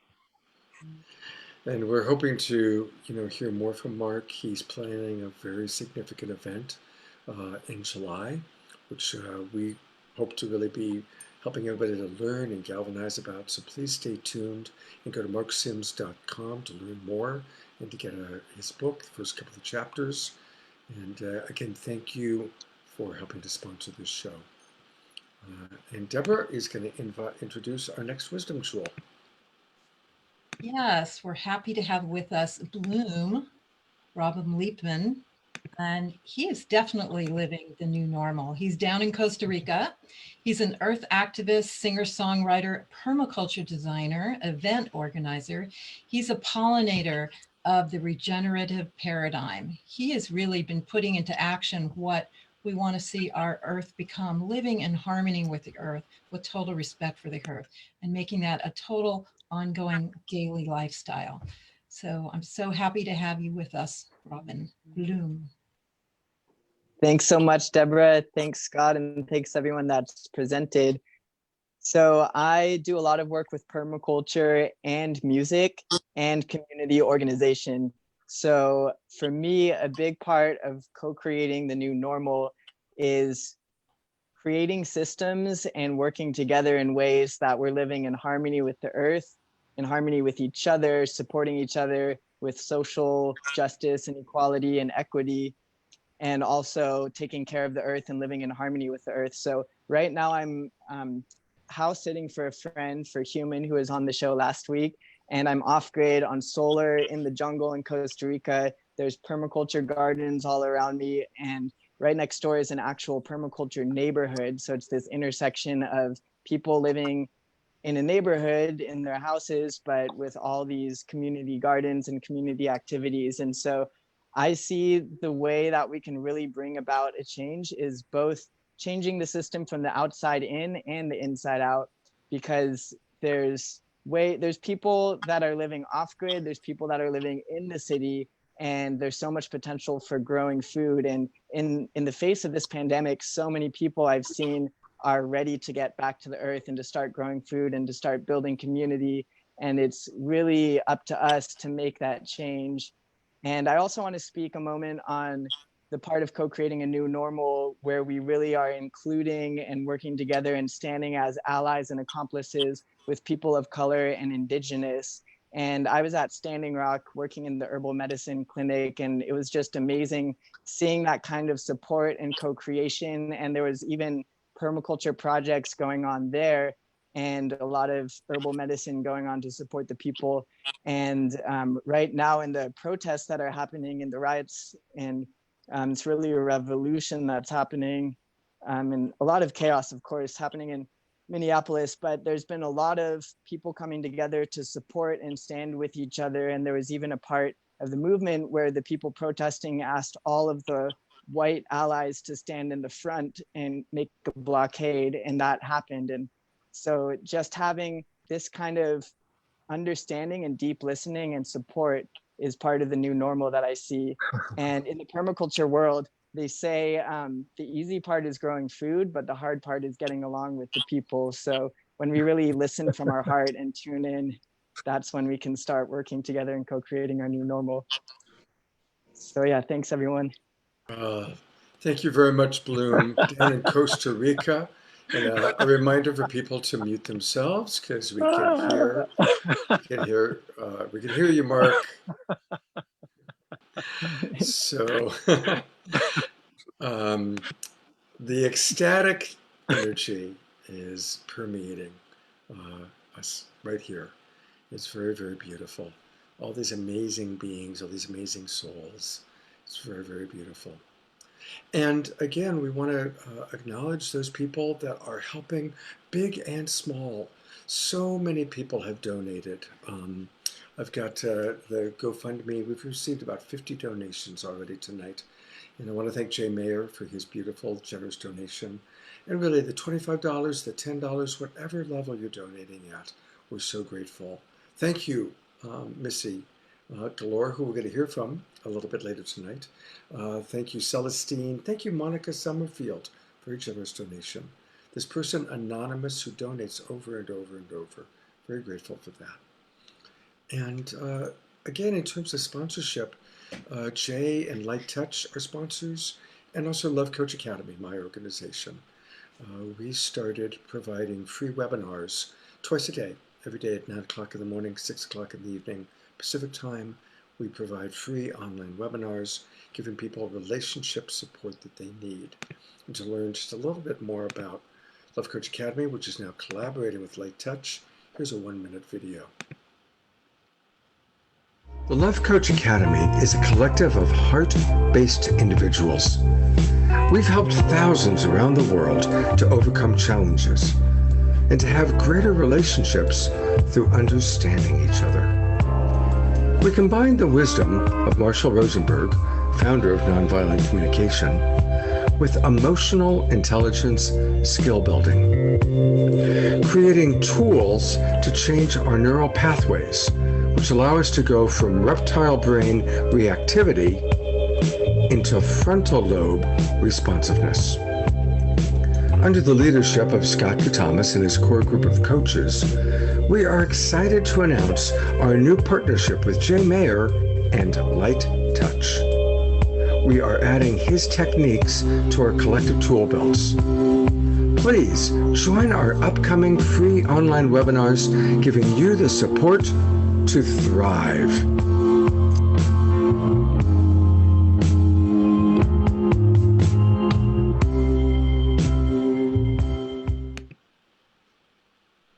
And to learn more about all these free webinars we do put on by our amazing love coaches, just go to lovecoachacademy.com.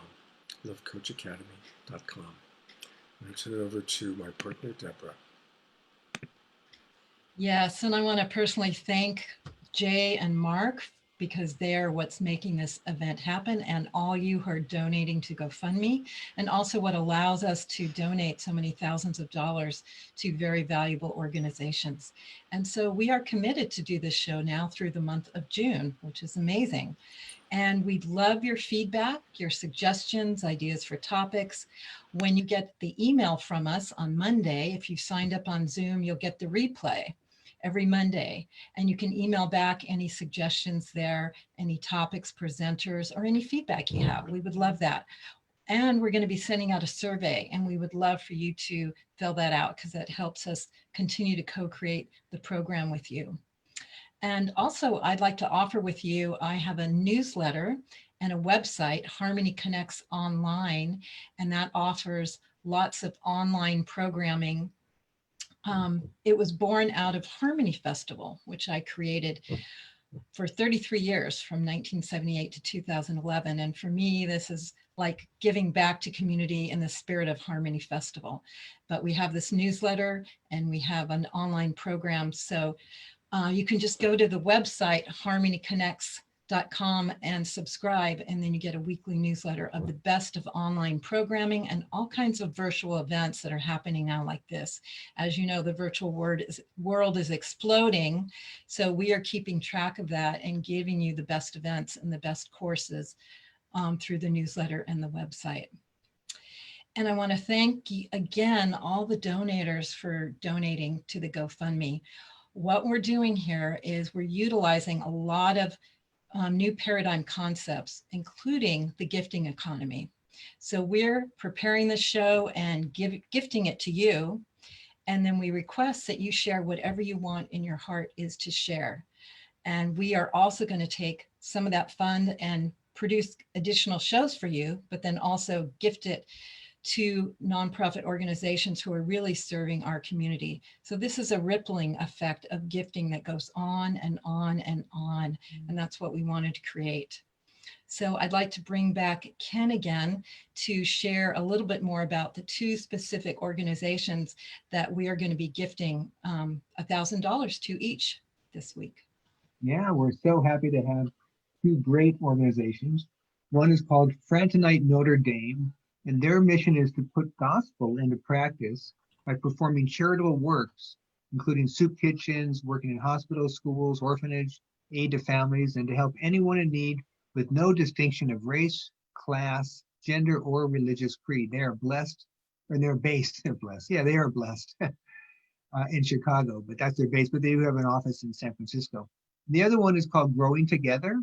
Their mission is to green Oakland's community schools, neighborhoods by connecting young people with the living world around them. Working directly with school communities, they transform the asphalt deserts of public school campuses into green outdoor learning areas, while supporting teachers, students, parents, in becoming their ongoing stewards. So the money that you put in tonight, $1,000, we're saying minimum we're going to give them is each for each organization. And same with, we did that with Sonoma Food Runners last week. So basically all of our donors are receiving $1,000 to help them in whatever causes they're going to use that for, which we've heard from several of them in the past of how they're funding and what we're creating and giving them new opportunities. So we feel really grateful to be able to have the program be part of our program. The re-gifting, like Deborah was saying, it's fantastic to be able to offer that as part of this platform. Is so perfect and so timely when we need it most. So thank again for the sponsors. And if you're interested in being a sponsor down the road, send us an email, send it to, either through Scott or our Facebook page. We're always looking for new sponsors. We'd love to entertain that idea. And donors, however you want to do it, we're here to support you. So we'll keep giving you back. You keep giving us a little bit. So thanks for the love, guys. Bye-bye. And also you'll find the link in the chat room, but also you can just go to GoFundMe and just type in Global Peace Tribe and you'll find our account there. And we're hoping to raise $22,000 for the total 9 weeks, and we hope to break that. So, but you can keep donating and we'll just put it towards our expenses for producing more shows for you and giving out to the community. So thank you. And speaking of producing more shows for you, originally we were just doing a fundraiser for Fantuzzi, and then people said, oh, this is great. So we decided to do another event. And then Deborah and I made the commitment to do this through the end of May, because we just didn't know how long the lockdown was going to be. And so the plan was just to finish this tonight. It was going to be our last show, May 30th. But so many people have been writing to us and saying, we love this show. We look forward to Saturday night. We've decided to extend and continue doing this show at least through June. And so next week, our theme is going to be how we think globally and act locally. And so we're going to be supporting individuals. There are 2 members of our community that are dealing with really challenging health issues that we're going to be providing support to. And we're going to have some of our favorite local musicians come back and play again. And we're going to show some amazing videos, and also we're going to show a couple of our favorite special moments from previous shows. And we've also got a special guest who's going to come and be with us next week. So it's going to continue. Please tell your friends. We hit an all-time peak. The maximum number you can have in a webinar room under my current Zoom program is 1,000 people, attendees, and 100 panelists. We got to 998 attendees today. We were too shy of not being able to accommodate everybody. So it's kind of magical that everybody was able to get in and watch. So it's growing, it's expanding, and we're really happy about that. And let's keep this energy going, and a wonderful way to do that is through music. We're loving having the musicians that are with us every week. And Wah, your first song was so beautiful. I'm really glad you're still with us to play another song for us. Thank you so much, Scott. We're going to sing a prayer that is often used in yoga centers, Lokaha Samastaha Sukhino Bhavantu. But I wanted also to tell you a little bit about my book, the self-care book. And let's just do one of them. So the idea behind this book is it's an assimilation of Ayurvedic and traditional Chinese medicine and yoga and common sense. And so it's going through the different emotions and the different energies that are present in our bodies and in our day. And so really what you need to do when you're doing self-care is you need to figure out how to activate. So how do you activate yourself? Then you need to figure out what are you going to bring in? So what matches you? And then you have to figure out how to release what doesn't match you. And then there's the assimilation process in the middle of the night, which activates the parasympathetic nervous system. So, you know, the slogan for parasympathetic nervous system is rest and digest. And so that kicks in when the breathing is slower. So I heard a wonderful interview by James Nestor on Terry Gross NPR. He has a beautiful book out on breathing. And he said that when the exhale slows down, the parasympathetic nervous system will activate and kick in. And so if you're activating cortisol, if you're activating anxiety, then you're going to breathe, oh my God, did you hear? Oh my God, I just saw the news. And so this kind of short breathing sometimes happens. And so self-care is really about how do you notice what's happening in your body, and then what can you do in order to bring yourself back to a place of cohesiveness, a place of wholeness. All right, so lots of really great activities, massaging, breathing, clearing, tapping. And so we won't go into all of them, but I'd like to just do one. All right, and so maybe you can't see, but the thymus is part of the glandular system, and it's located just where the necklace brooch normally is. And, you know, Western medicine feels that it is just fatty tissue after puberty, but almost every ancient system of medicine then says that this is an integral part of your immune system. You can just Google it, thumping thymus, and you'll get a whole bunch of information, lots of people into it. So what you'll do is you'll just take your fingertips and you'll tap the thymus. If you have long fingernails, can't do tapping, then, you know, use the knuckles. So just tap there and just say, I am well. I am well. I am well. All right. Then relax the hand down, inhale. And now everything that is convinced inside you that you are not well, because I didn't eat right, or because I kind of did this, or I had to wear a mask and I couldn't breathe and I got irritated. And now blow that out like birthday candles. So just, all right, so this is the getting rid of, this is the clearing. All right, so let's activate one more time. All right, I am well. I'm well. My body is perfect. It was created in perfection. I am well. I am well. All right, and relax the hand down, inhale. You can do this while you're driving even. Anytime that you're upset, you just want to reset, you can tap a message into your thymus, it goes in through your glandular system to the pituitary, the pineal, the adrenals, and helps you then be whole again. So now inhale, hold the breath, and just envision cooperation, love, how incredibly smart you are, and now blow out anything that doesn't match that.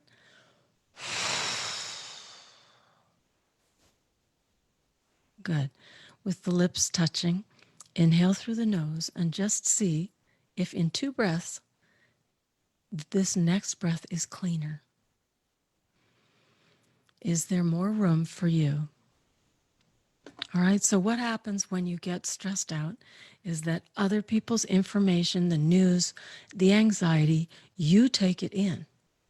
And so when you work with the self-care method, there's a training if you want to come in June. We teach this. We do this in integrative medicine centers. We do it in rehab centers. We do it in schools. We do it everywhere. So what happens is you take the stress in, it goes into your cells, goes into your organs, and it sits there until you release it.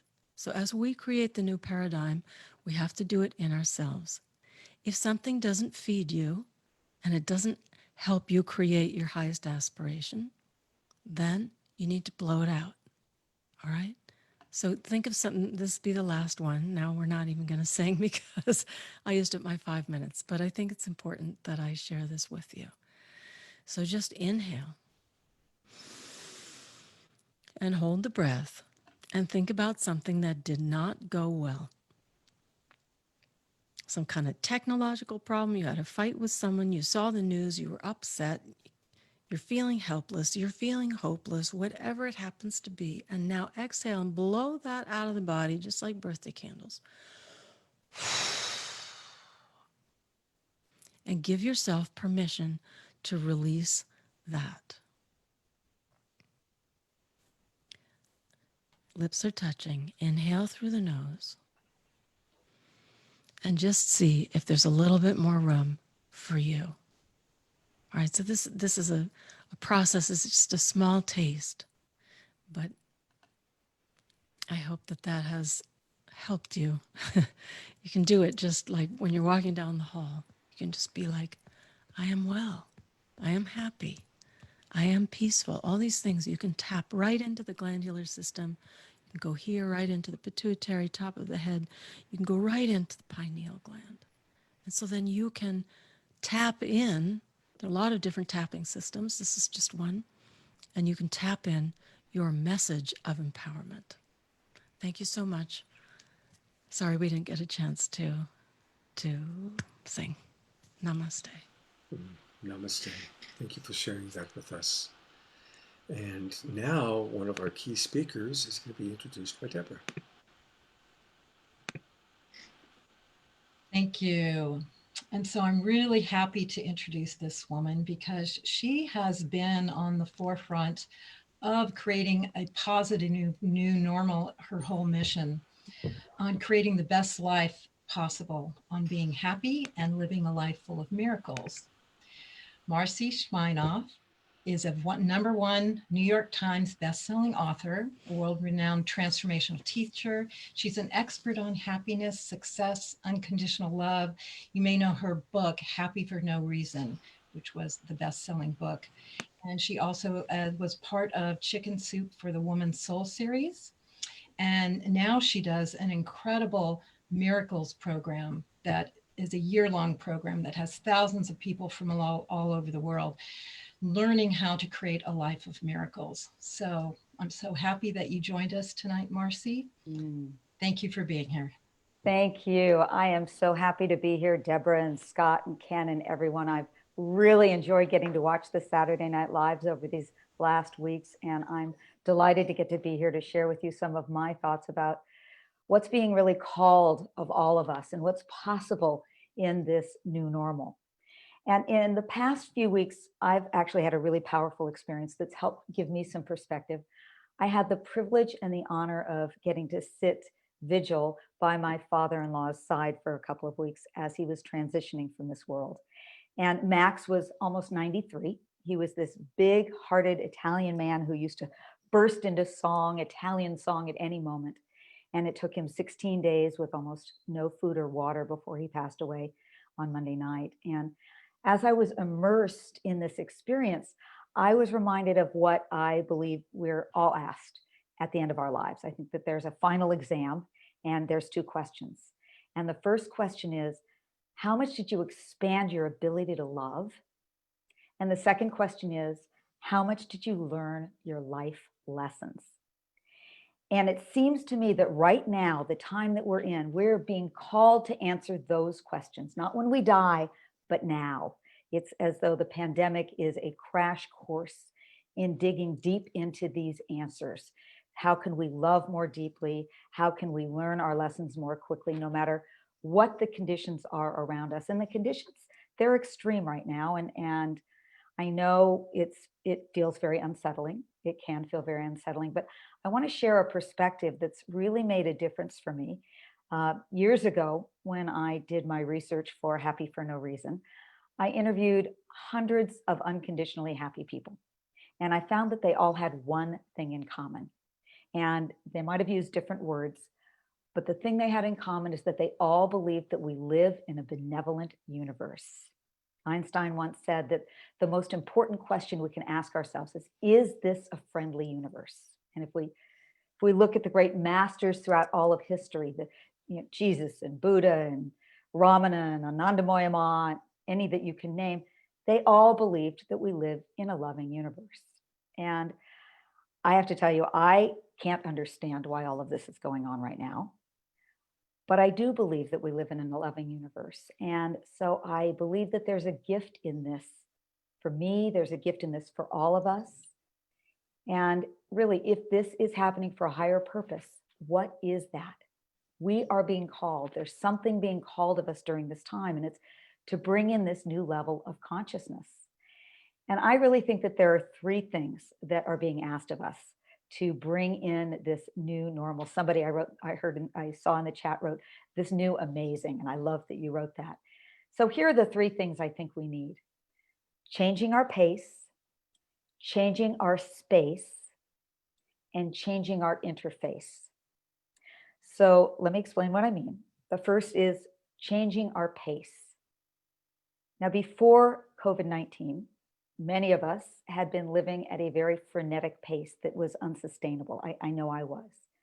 And going so fast, we've missed being present. And one of my really great mentors and teachers was the cultural anthropologist Angeles Arian. And she used to talk about the rhythm of nature, and that the rhythm of nature is medium to slow. Medium to slow. Well, we are nature. And when we aren't in that rhythm of medium to slow, we really aren't in harmony with our essential state. And I think that COVID has forced us to stop and move more slowly and look at the pace in which we're living. And then the second is about changing our space. And I mean our external space and our internal space. Planet Earth, how are we taking care of our planet? Our homes, are our homes vibrating at the consciousness that we want? And what's our internal space like? Our thoughts and our feelings and our beliefs? Are we listening to our souls, or are we listening to our egos? And this time has really given us an ability to more deeply reflect on this external and internal space. And then the third one is changing how we interface. I love it because it rhymes with pace and space. And what I mean by interface, I think it actually is perfect. It has to do with how we're connecting with each other. And obviously a lot has changed through social distancing about how we connect. And our superficial ways that we've connected aren't going to cut it in the future. It's calling us to go deeper with each other. And I think that's what's happening. I mean, look what's happening with this Saturday Night Live for the Global Peace Tribe. We're feeling more connected in a different way. And we need to lean more into our interconnectedness as we move forward. So what I want to do is I just want to ask you, what's the higher purpose in this for you? Why are you on the planet at this time to be experiencing this? If this is a benevolent universe, what's being called of you for your greatest growth and evolution? And I'd love to hear from you. I'd love you to write it in chat. And I'll tell you as you're writing in the chat, I know what's being called for me is a deeper level of trust in the universe. I have carried some old, I think, ancestral patterns of fear, of not feeling safe. And I'm having to really dig deeper. How do I find a place of inner safety, even when the world around me is wonky? And I just want to see what's being called of you. What is being called? So as you write that in, a higher frequency of love and light, being positive in every moment. What I invite us to do is to pay close attention to this that's being called of us, so that we can look back 6 months, a year, 6 years from now, and say that this time called this of me and I rose. I rose to that occasion, because I deeply believe that if we each respond to this question from our deepest core, then we can contribute our very best to this new normal, or this new amazing that we are co-creating together. And I'd like to end my short time with you today with a Chinese proverb that I always love to share, but I think it's particularly fitting and profound for this time right now on the planet. And it goes like this: when there is light in the soul, there will be beauty in the person. When there is beauty in the person, there will be harmony in the house. When there is harmony in the house, there will be order in the nation. And when there is order in the nation, there will be peace in this world. So my prayer and my wish for every single one of us is that we know that light in our souls. And through that, we help create more peace here on this planet of ours that so needs peace. And I send you all so much love. Thank you. Oh, thank you, Marcy. That was wonderful. And I'm loving just seeing how many people are writing in the chat box. And what everybody's writing is so inspiring. We are all connected in love and compassion and so on and so forth. Just flying by all these beautiful visions. I love that. Thank you, Marcy. Thank you. Yeah. All right. Well, I'm going to turn it over to our partner, Ken, who's going to introduce our next experience. Well, we're into a nice experience. We're going to have a little bit of comedy to lighten up everything, which we so need to laugh these days with what's going on. We have the Mike and Mary show, and Mike has performed stand-up comedy and improv worldwide, from Paris to Vegas, Chicago to London, Chico to Modesto. I mean, this guy's been everywhere. His directing credits include The Comedy Store Players and Spaghetti Jam. His writing credits include The San Jose Stage, it's Monday Night Live, Seriously Funny, and The Big Kiss Off, among others, with Will Durst. Mary is a veteran of the Bay Area comedy scene. She was first female comic to win the Roster T. Feathers Comedy Competition and a finalist in the Laugh Across America Comedy Competition. She's appeared in numerous theatrical productions and has been a regular with Will Durst's Big Fat End Up comedy tour. So let's hear what Mike and Mary have to say about video dating or something. Let's hear about that. Well, we're going to go ahead and start the sketch, and we will talk about it afterwards. Michael, are you ready? Yes. Great. Here we go. Welcome to Zoom, the virtual speed dating experience. Hi, I'm Bob. Hello, Bob. It's my first time at speed dating. I'm kind of nervous. I don't know if I can stand being rejected 20 times in an hour. Ooh, there's no risk. If you feel you do not wish the date to continue, all you will need to do is ring the virtual bell, and you will be taken to another room to await the next available speed dater. Yeah, I'm just not good with machines. What if I make a mistake? The only mistake you can make is not to try. After all, this is the new normal for dating. Okay, ring the bell. I'm ready to give it a shot. That's the spirit. Just ring the virtual bell and you're ready to go. Okay, here I go. Ring the bell. All right, here we go.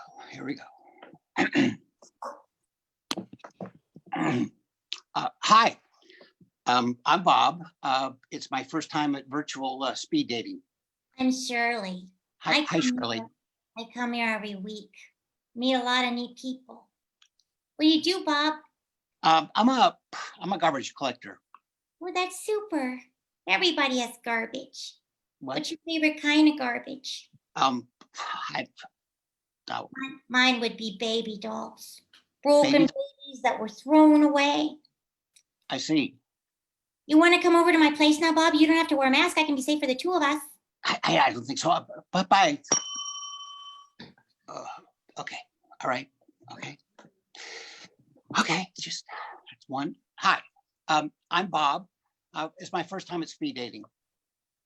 Just a second. Let me just post this screenshot of you. Oh, It's okay. my first time too. I got tired of Yeah. Tinder.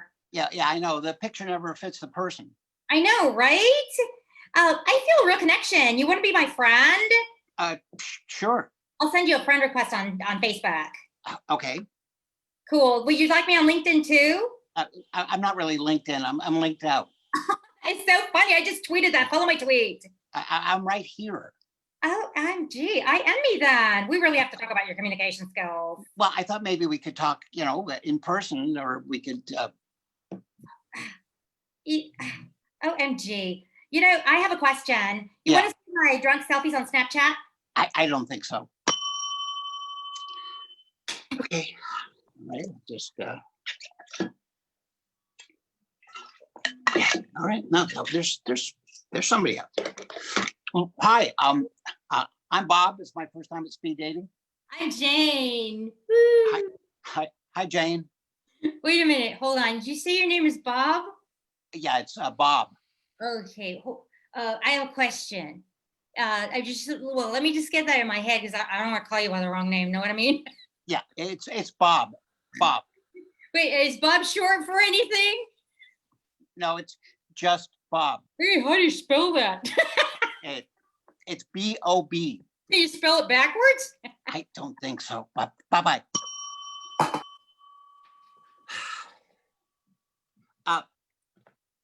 Hi, I'm Bob. It's my first time at speed dating. My name is Betty, and I am a professor of neurobiology at the University of California, Davis, with a master's in animal husbandry. It is a little known factoid that you can establish a chemical attraction with a person of the opposite sex within the first 5 seconds of contact. Allow me to illustrate. Well, you don't really have. 1001, Okay. 1002. Bye-bye. Hey. All right. What's the point? You know what? It's too tough. I'm hi. I'm Robert. Hi, Robert. Hi. Wow, it looks like they saved the best for last. Well, after the sea of humanity I've been drowning in, you might just be a lifesaver. What's your name? Nicole. Nicole. What do you do? Oh, I'm a poet. I come from a family of poets. Oh, that must be tough at Thanksgiving. Can I read you in a book? Actually, I'm published in the Paris Review. Oh, Paris. Paris, Texas. Oh, wow. What do you do? I'm a collector. Oh, tell me more. I find lost art. Like a treasure hunter? Yeah, I mean, I might have found a treasure right here. Robert, do you believe that we have only one true love, or that there are many true variations waiting around in the shadows? Well, I heard that every time a relationship fails, it just brings us one step closer to that one true love. And, you're in luck because, I am the king of failed relationships. Wow, the king, huh? You know Yeah. how to impress a girl. I have to tell you something. I'm not a treasure hunter. I'm a garbage collector. I just wished I were more when I saw you. You know what? I'm gonna go. I think I'm just wasting your time. I'm gonna go. Wait. You know what? I think I just found a treasure. Now, I'm not very good with all this technology stuff. What do you say we meet for coffee? Well, I mean, it's going to be hard to keep 6 feet away from you. Well, after all those failed relationships, 6 feet doesn't seem that far away. No, it seems pretty close.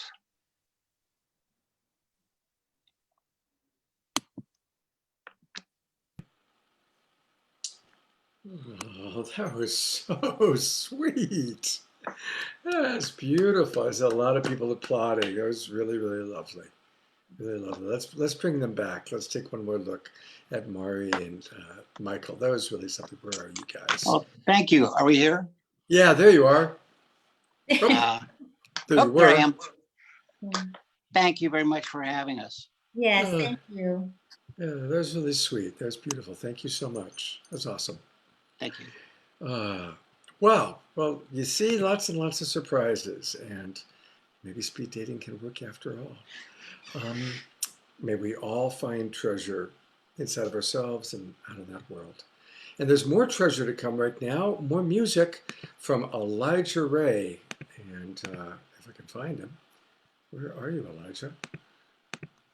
Oh, there he is, okay. Here we are. Here we are. Hey, Elijah. Thank you, Scott.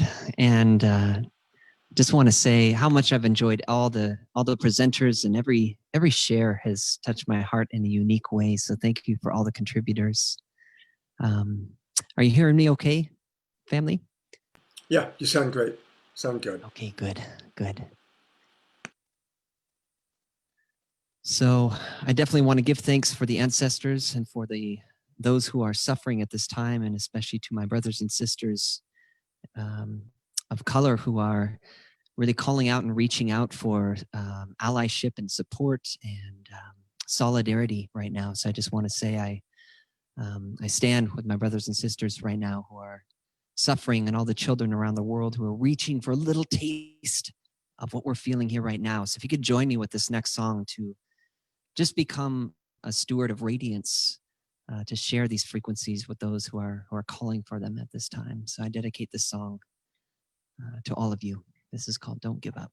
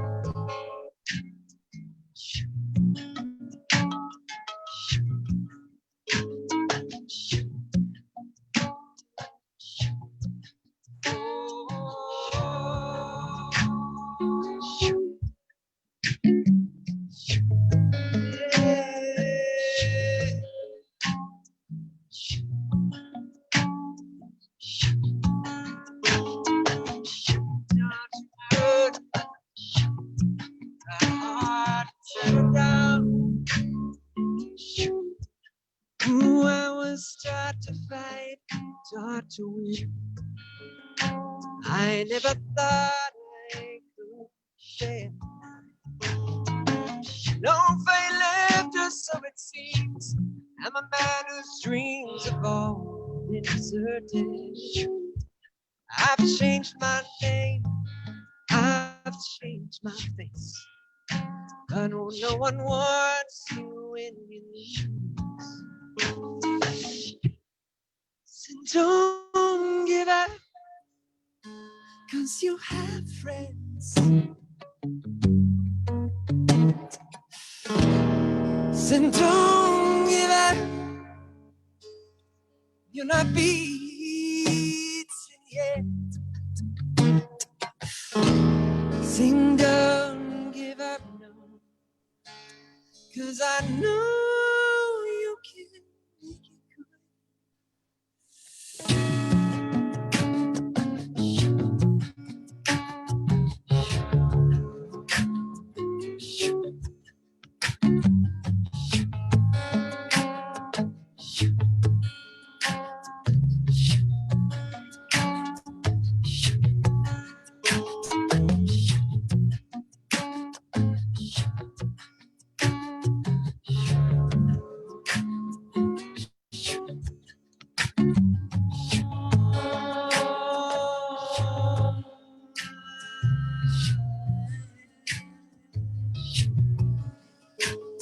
Sure, I heard it all around. Never thought that I could be affected. I thought that we'd be the last to go. It is so strange the way things turn. Drove the night to my home, the place where I was born, on the lake side. As daylight broke, I saw the earth.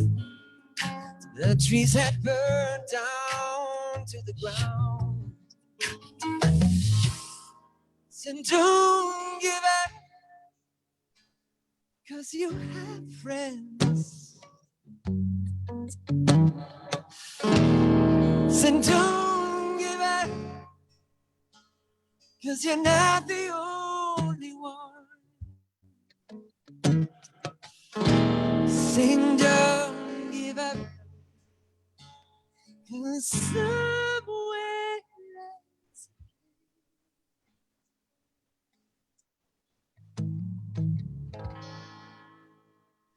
Place where we belong. Rest your head. You worry too much.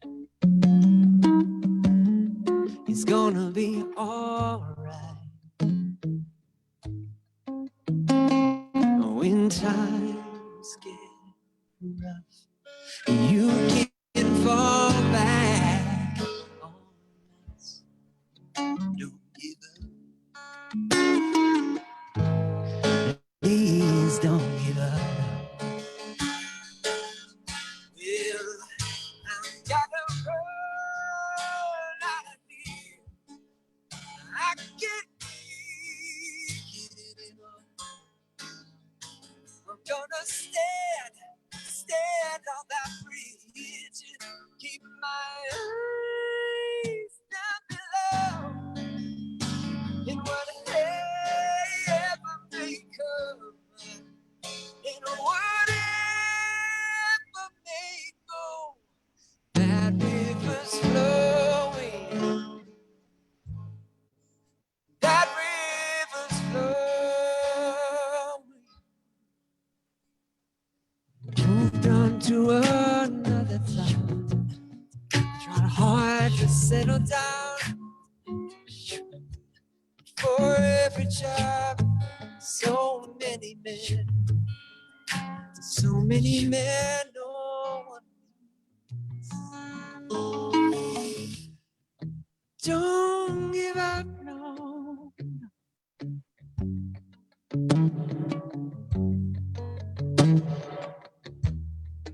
Don't give up. Ooh,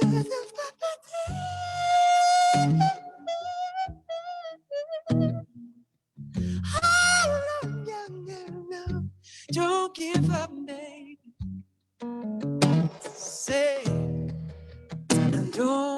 give up now. How you feeling, family? Could you sing this part with me? So don't give up, 'cause you have friends. So don't give up, you still have us. Oh, no, no, no, no, no. So don't give up, you still have each other. Yeah. Oh, yeah, yeah. So don't give up, no, no. 'Cause somewhere to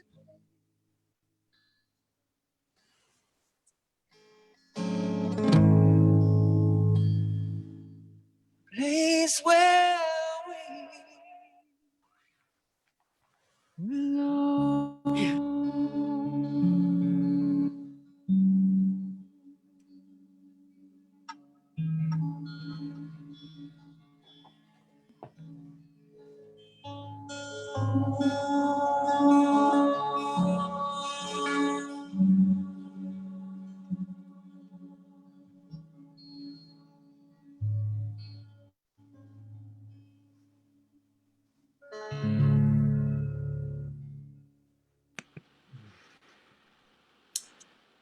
Thank you so much, Brother Elijah Ray from Kauai. Thank you for blessing us. Mahalo, with family. beautiful, Aloha and beautiful peace soul. to all. Namaste. Namaste. Well, now we get to meet our final primary speakers, and I'm really grateful. Probably many of you have seen them at the Whole Life Expo, the Conscious Life Expo, or the Harmony Festival. They are a most beloved pair, and I'm really happy that I get to introduce them. This is JJ and Desiree Hertog, and they are a remarkable pair who have contributed so much to us. They're social scientists, futurists, and founders of the Academy for Future Science. It's an international NGO that works to bring cooperation between science and spirituality through the positive use of consciousness. Boy, talk about the new normal. They also work throughout the world to bring forth a culture of peace in the midst of planetary change. Dr. J.J. Hertog is the author of the best-selling book, The Book of Knowledge, The Keys of Enoch. Boy, I can remember getting that a long time ago. That's one of the Bibles of kind of our whole era here. And together they've written several other books, including Overself, Awakening, and the most recent co-authored one, which is co-authored with physicist Dr. Elizabeth Rauscher, entitled Mind Dynamics in Space and Time. So thank you very, very much, Desiree and JJ, and we're eager to hear what you have to say about our future and where we're going. Well, thank you, Ken, Deborah, and Scott for inviting us to this amazing session. So sheltering in place is like being in a cocoon, many people have said, and we're just about to make that butterfly escape. And I want to ask all of our audience, are we ready to fly? Because that's really what it's all about right now. We're just about to get out of that cocoon and move forward. And we know that we've actually helped the environment by being inside, not affecting that which is around us. The animals have been flourishing, the air has been clean, and as Deepak Chopra said, the stars are twinkling brighter at night. So this is amazing. And as we step out, let's bring with us a new consciousness awareness for our actions on Mother Earth. And for those who have been able to really take the time to go inside, to find that stillness, that still small voice, I hope that this past time has allowed you to be able to really discover who you are and to find your life's mission. And so now it's time to take that information and to move forward while caring also for others. Don't stop living your dream. And it seems that one of the hardest things, I know, Scott, this is kind of what you do on this plan, is to work cooperatively with others. So as we step out now, let's feel ourselves not only in harmony with nature, but also with one another. New consciousness must involve a light sensitivity to people and vibratory relationships that recognize unity and oneness through our world in connection with the greater worlds. It means operating from higher states of consciousness, but also using our latent powers and abilities to reach out to hearts and minds more dynamically across barriers and traditions, even within our own family. And sheltering in place has been a good example to practice remote viewing, seeing events at a distance. And now that we're coming out of the cocoon, we have these amazing abilities, these amazing gifts, not only in remote viewing, but remote healing, remote communication, and what we call mind dynamics in space and time, and mind dynamics beyond space and time. In essence, the new normal is the harbinger of recognizing we are multidimensional beings. And now we have scientific proof from the highest of levels, the great minds who have worked to realize that consciousness is local and non-local. We are connected with the living universe, the living powers of love and light. And so this is the fantastic entree to a new chapter in the book of life. So while sheltering in space has helped some of you even communicate with higher realities, we have to emphasize insights have to be, shall we, sublimated, synthesized, synergized, so they can give us real warnings as well as real, shall we say, signs of quantum sense, quantum reflectivities, and quantum interconnectedness. As we see in today's SpaceX, I should say, launch, we're beginning to enter a whole new era of entrepreneurial orbital flight, a movement to getting us into space civilization, into what I call space kind, a type of humanity with no set limits or realities. We are breaking the umbilical cord with Mother Earth. Yeah, in a real sense, our planet has also been in a state of quarantine from, we'll say, cosmic others out there in space. And many people have said tonight, which is amazing, that, we're starting to awaken, and this is going to change. I think we're going to realize that we are not alone in the universe, and that there are many levels of other intelligences that we are tuning into, that we are a part of. And so what does that mean for us, for each one of us? It means if we go with the guidance, that inner guidance, we'll be at the right place at the right time. We'll find the synchronicities that are necessary for our lives. So what's our message to everyone? Keep faith in the future and in the planet's future. We are truly altruistic beings at heart. We need to now take an active part in doing positive changes for the planet, and therefore we can make a real difference. The planet is now open for change. It's up to each one of us to input that change into this planetary sphere. And the reality of a beautiful, healed Earth lives and breathes within us. Each human heart that must start with us making the first quantum leap forward into this greater reality. And so, brothers and sisters, are we going to take this change from a carbon-based reality to a silicon-based to a robotic cyber device, or are we going to wake up as light beings and realize we're going from Homo sapiens to Homo universalis, universal humanity? Let us visualize the unity, the greater love in a moment of meditation as we see in this wonderful Tibetan tanka behind us, the four gates, bringing together the four corners of the indigenous, the ancient civilizations with the modern, and also pointing to the futuristic in space. Let us bring together the scriptures of the East and West, the great discoveries of artifacts in the North and South, and realize that we are rediscovering that the new normal brings us really into the new beingness of the divine normal that is there, that we're going to ultimately fuse with.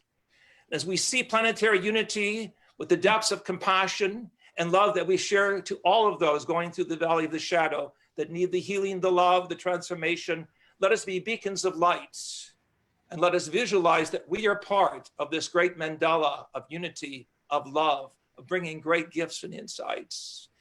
As we invoke one of the divine names of the divine source, Most High God, El Elyon, I'm going to intone it 3 times with the triple power of body, mind, and spirit.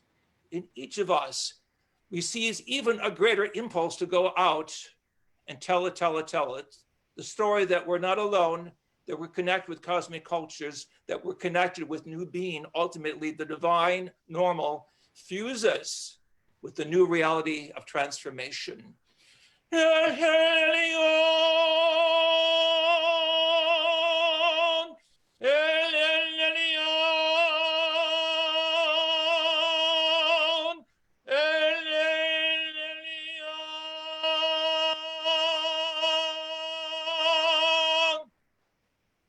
The sacred names of the divine be as trumpets, gathering the 12 tribes, the scattered of the earth, that the meek and righteous may inherit the kingdom of glory that comes by being beacons of light and feeling the life of the new normal, the divine normal within every cell and essence of our body.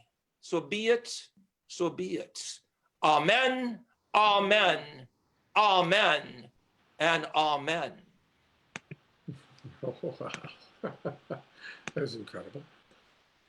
Thank you so much, JJ and Desiree, and for all your work for so long, being on the forefront of the new paradigm and still staying out there, bringing the new information forward that we need to know. So thank you so much, and thank you for being here tonight.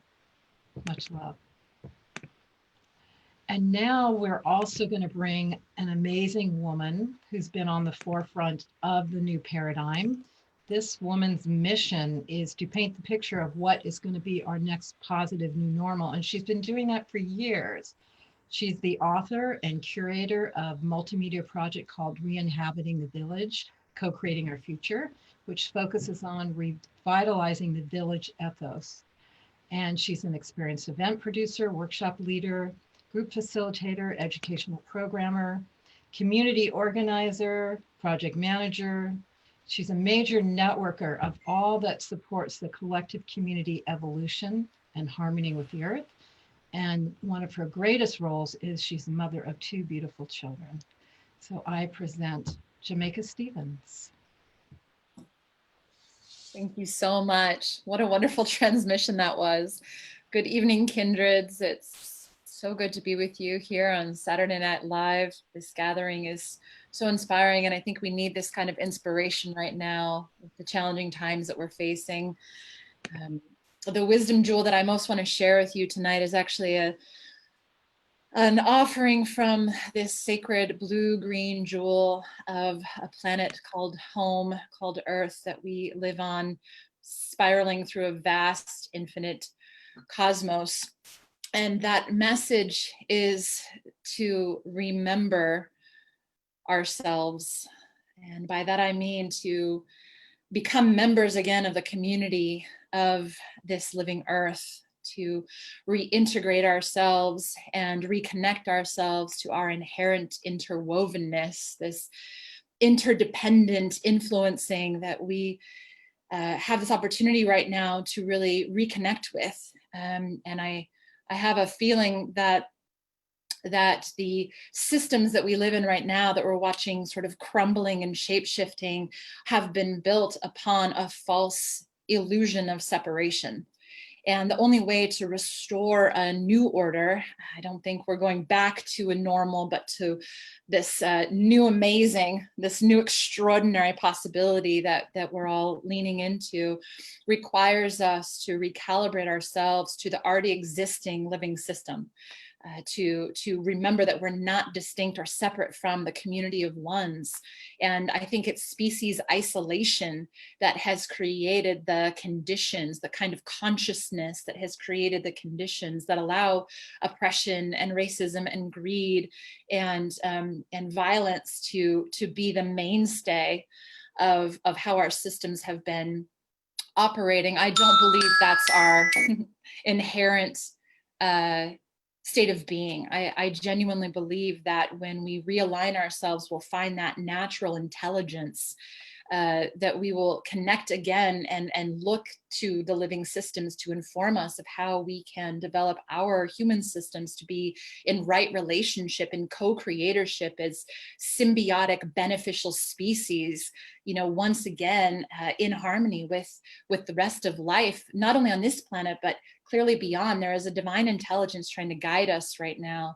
And it's vital that we do our part to heal that wound of separation. And I believe that once we connect from our own individual purpose and are able to then find the interpersonal relationships of balance and coherence, that then our communities can begin to flourish again from that sense of cooperation and collaboration, then maybe we can get to a bioregional state of really looking at what regional resilience means and reconnecting again with our biosphere, becoming people of place that understand the natural environment around us and have reformed a relationship of communion again with the plants and the watersheds and the animals. And from that place of alignment, we can begin to see how potentially we can become nodes of coherence in a greater global revolution of re-evolution that is happening. It's not something we could even stop. The tides of change are here, they're upon us, and it's only up to us, the relationship that we want to have with what's happening in this time of great change. How do we want to contribute to being catalysts of this moment and empower ourselves to guide where we want to see our future head, and not necessarily sort of be at the mercy of this chaotic storm, but let a chaotic process emerge that allows this new order to find a stronghold in our ability to be part of the change and transformation. So my encouragement is just first and foremost, put your feet back on the earth, make peace with the level of destruction by changing practices and behaviors, and get more in alignment with your daily rhythm and practice to feel like you're contributing to a positive benefit on the planet. That's the best we can do, is start with our own life and our own choices and our own action and our own consciousness, and then find coherence among those close allies that can affirm for us and grow our capacity to then look to larger levels of participation in a shift of the system. So my prayers are with all of those right now who are struggling and suffering through this time. And for those of us who are finding our way and navigating, trying to find coherence, I just encourage us to stay emboldened and empowered to keep forging ahead and modeling through our own actions what's possible on the planet, the peace that's possible within us, that we radiate out, that I know makes a difference on the planet for those who are really lost and can't find their way. Let us be way showers in these times. So thank you all for holding this space together. And I hope that this transmission ripples out far and wide and we connect ourselves again with the planet. Thank you. Thank you, Jamaica. Thank you for that very impassioned plea and so much wisdom. That's a big boom. Thank you. I want to acknowledge that so many of the people that we introduced tonight have so much to share. And there are going to be opportunities that we're creating to learn more. On Monday night, I'm going to do an hour-long interview with Jay. It's going to be through the Love Coach Academy channel. And so if you go to lovecoachacademy.com, or if you go to the Love Coach Academy page, it'll be this Monday, June 1st at 7 p.m. Pacific time. Monday night, June 1st, 7 p.m. Pacific time. And we'll get a chance to learn a lot more about Jay and his extraordinary vision. Jay has a very powerful vision for the future. He has a lot of wisdom, and we're going to learn a lot more about Jay. So please do join us on Monday night. And then we also want to learn more about Mark and what he's putting together. And so on Tuesday night, June 9th, again, I'm going to have the honor of doing an hour-long interview with Mark. And we're going to learn more about the Harmonic Convergence 2020 happening in July. By that time, his book will have been out. And so, again, please join us Tuesday night, June 9th at 7 p.m. And of course, we'll put this out on email to everybody. And we really hope that you'll join us. We've got just a couple more wonderful things to share with you tonight. I love the music that comes through this show. And this is the first time that Pollyanna Bush came and played with us, and I sure hope she's going to come back because she's pretty fantastic. Pollyanna, we'd love to hear what you have for us. I'm here. Thank you so much.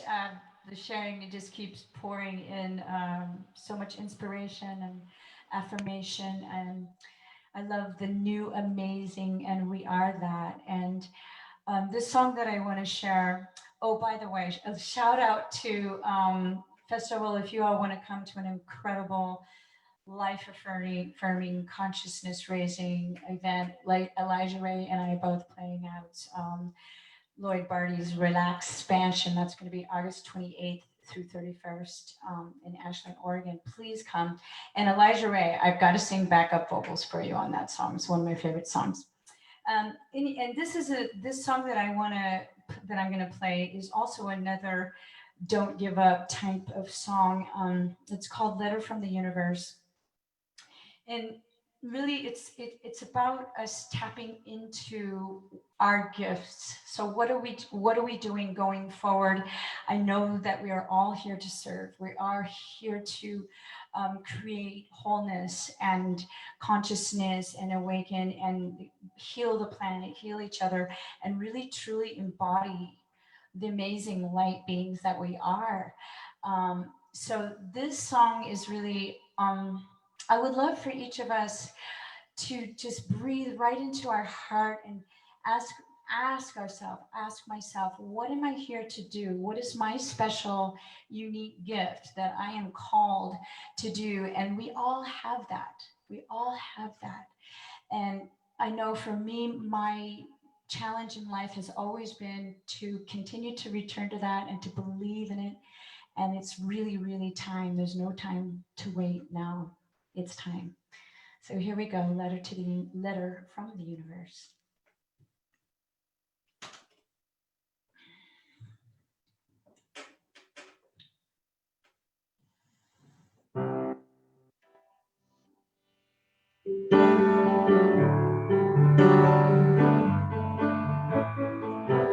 Got a letter from the universe today. She wrote, I hear you've been thinking about sadly.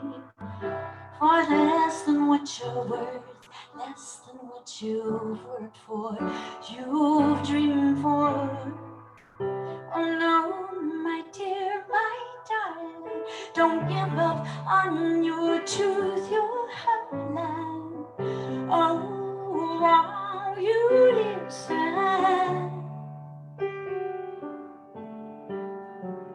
I know that you need to feel more support from me. So let your tears fall, come sit with me for a while and breathe, child. Feel my hand upon your back, and you give me one chance to leave your eyes hide for your light to shine on your bright side. Your diamond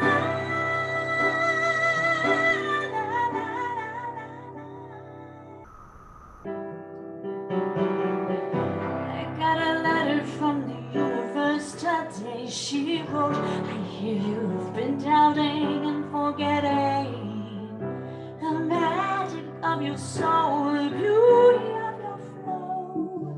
These things you need to know. Oh no, my dear, my darling, don't give up on your gifts, your blessings. Oh, while you listen,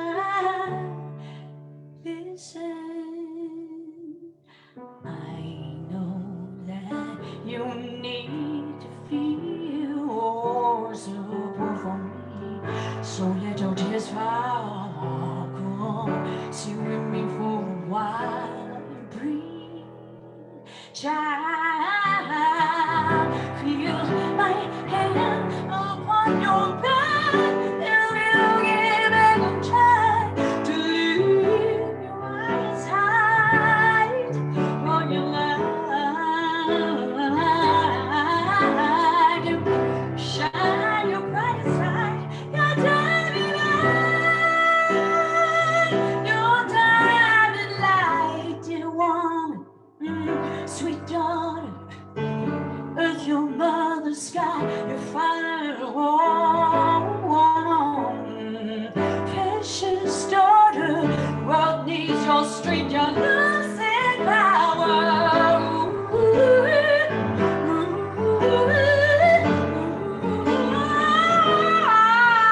Nothing less from you.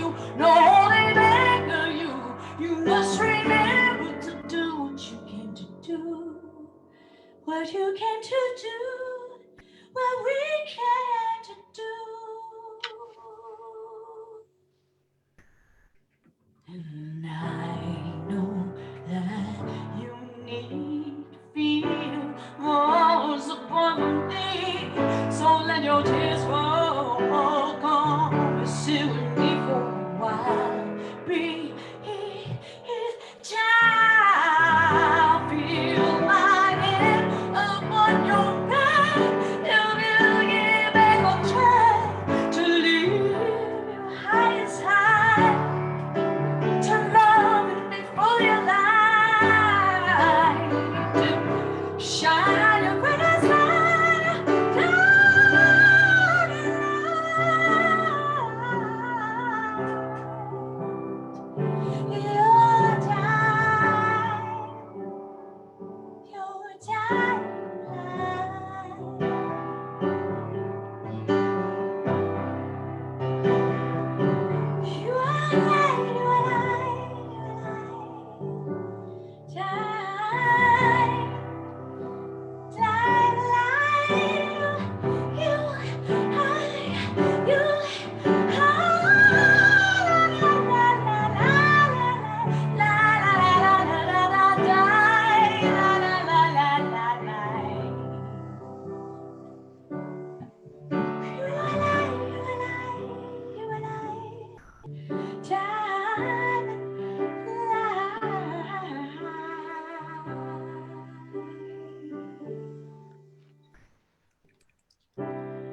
I got a letter from the universe today.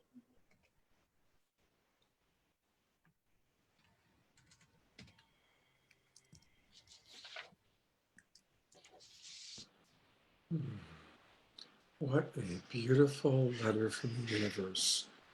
What an exquisite channel that letter just came through. Pollyanna, your music, your voice just knocks my socks off. Really, really spectacular. Thank you so much. Thank you. Thank Such you. a privilege and an honor.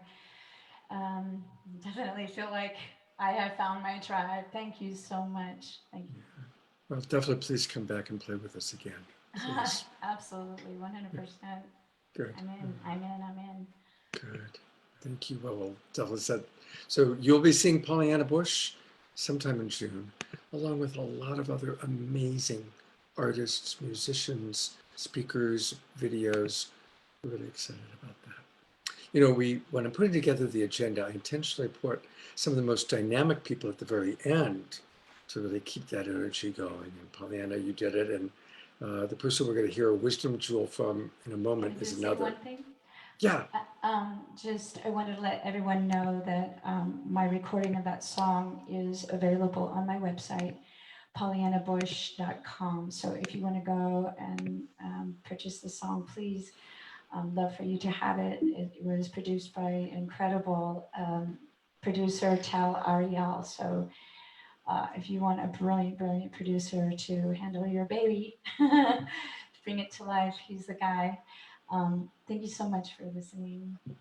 Thank you for the reminder to put it up. I pulled up your little ad and was all prepared to show it, and I got excited. So thank you very much, Pollyanna, for helping me to remember to do that. And yeah, let's definitely get that. Yeah. I want to also just thank all the donors that have come in today. We've got about 50 donations into our GoFundMe so far. And I can't say thanks to everybody, but I want to acknowledge some people that came in. And really everything is valuable. $5, $10, we are grateful for.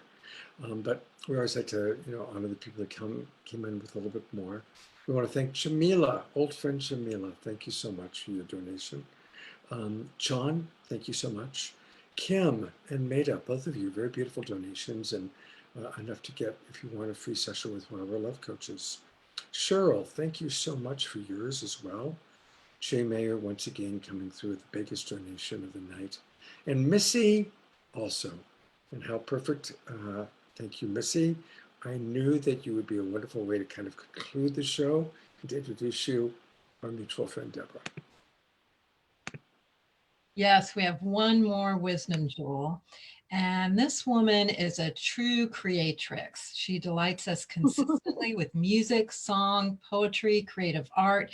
You never know what she's going to come up with. And she weaves truth and evolution into it all. As you can see how beautiful she is there tonight. She comes to us with this mind-blowing, creative expression, and she's always putting it out to her community and her beloveds. So I'm happy to present Missy Galore. Hi, thank you, thank you. I'm so grateful to be galactivating in this constellation of luminosity, beaming love and appreciation to our global peace tribe. We are co-creating Lovolution for the benefit of all life, honoring the promise of the true age. We write our vision on a fresh page, aligning hearts and minds in this quantum time. It's ours to create this new paradigm. Now that past, present, and future have merged digitally, timelines have infinite complexity. The parallel realities of our multiverse have in our consciousness given birth to a sense of perception where each one of us defines truth and can support this worldview with infinite proof. It's humbling, yet we gotta understand that what we know are but facets of the jewel of creation. Reality is a story we tell ourselves is true, and it could mean something very different for me and for you. Viruses and bacteria existed long before humanity. For all we know, we are their intentional housing community. AI designed to keep them safe, fed, wet, and warm. Now we've become self-aware and our world has been transformed. From their tiny place of power, they determine our physical health. We realize some viruses make us ill, yet others keep us well. There's more than we can ever know about the cosmic plan. Science only sees what it looks to understand. So in this age of division and rising tensions, please don't get caught. Let heart coherence be our boss. Honoring our heart, we have wisdom as our guide, and with loving kindness, all beings thrive.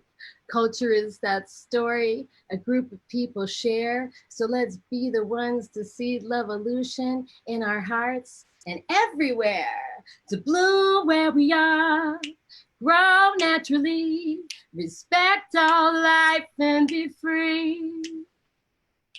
Bloom where we are, grow naturally, respect all life and live free. Cultivate your gifts with generousness.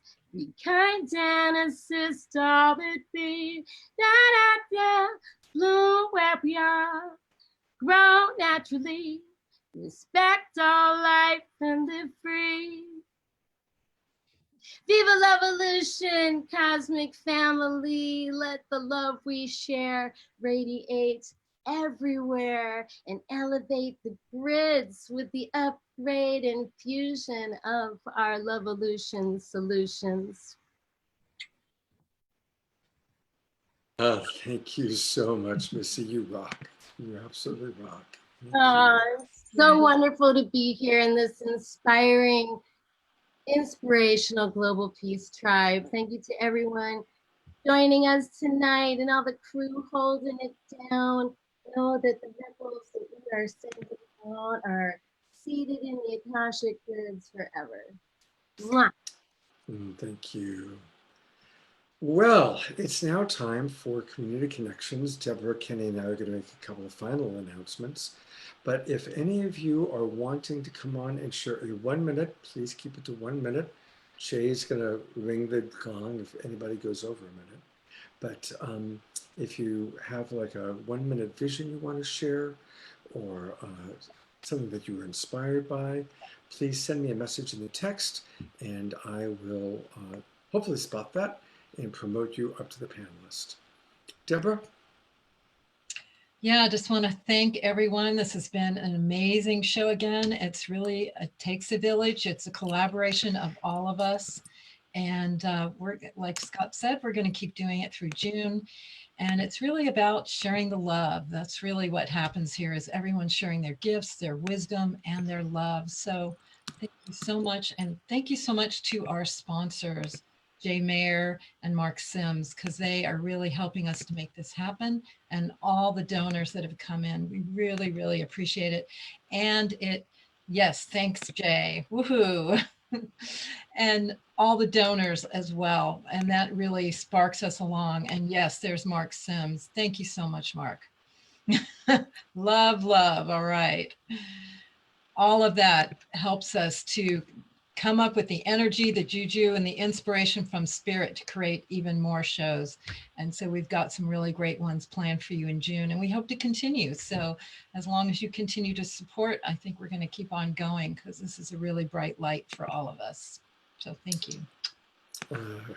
Kenny, any last words before we turn it over to our community connection time? I could just think of super grateful and just, keep doing what we're doing to stay safe and be all healthy, because, that's number one. And let's just all pray that the expo can happen. We open up enough just to allow it to happen. And I'm going to invite many of the people that we've seen tonight, and we are not scheduled on the show, just to add more flavor to it. So getting lots of more inspirational ideas. And also any attendees out there that you have suggestions for other speakers, or you have some other suggestions of donors, please email me, ken@newlivingexpo.com. Stay in touch, because as we continue in June, we want to stay connected to everyone and keep this going, get bigger speakers all the time as best we can. So, be on the lookout. We're just going to keep outdoing ourselves. Great. And thank you, Kenny, for all that you do to make this happen. And a reminder, Love Coach Academy, every day, 9 o'clock in the morning, 6 o'clock in the evening, we're bringing you a wide variety of programs to help you with relationships, to give you empathy. Tomorrow morning at 9 o'clock is our Sacred Sunday experience, and that's something I really enjoy leading. And again, just want to thank Jay Mayer and all that he's bringing to this program, to Love Coach Academy, to all of you. And Mark, really looking forward to what you're creating, so thank you. All right, our first community connection is going to be with a beloved member of our community. She's an exquisite singer. I've known her for a long, long time. And she does have permission to go longer than 60 seconds. I want to establish that. So, Jay, don't gong her. But it's dear Teresa Bell, who's just over the hill. We both live in Hidden Valley Lake. And so, Teresa, could you please get our community connection time started with that beautiful angelic voice of yours?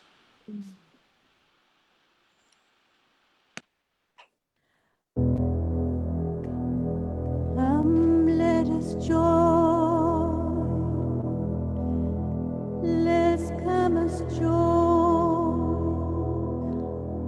our loving hearts together. And by our love, yes, by our love, we shall heal.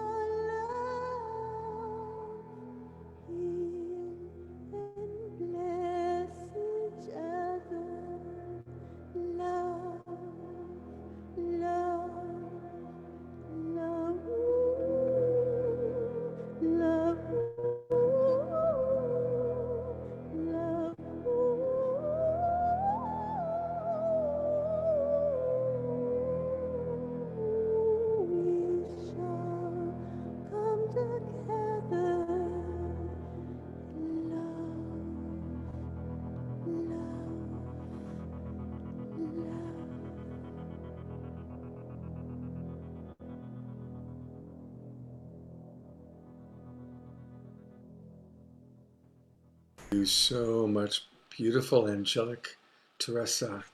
What an exquisite high vibration experience listening to you sing like that. Thank you.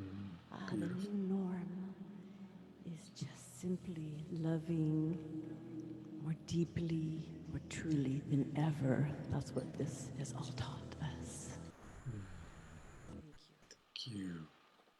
And thank you, Hallelujah, her beloved, who helps all things happen. We always appreciate behind every great woman, there's a good man. All right. I want to bring up next another beloved member of our community, Jan Kaplan, has something to share. Hey, hi. So, what an amazing night.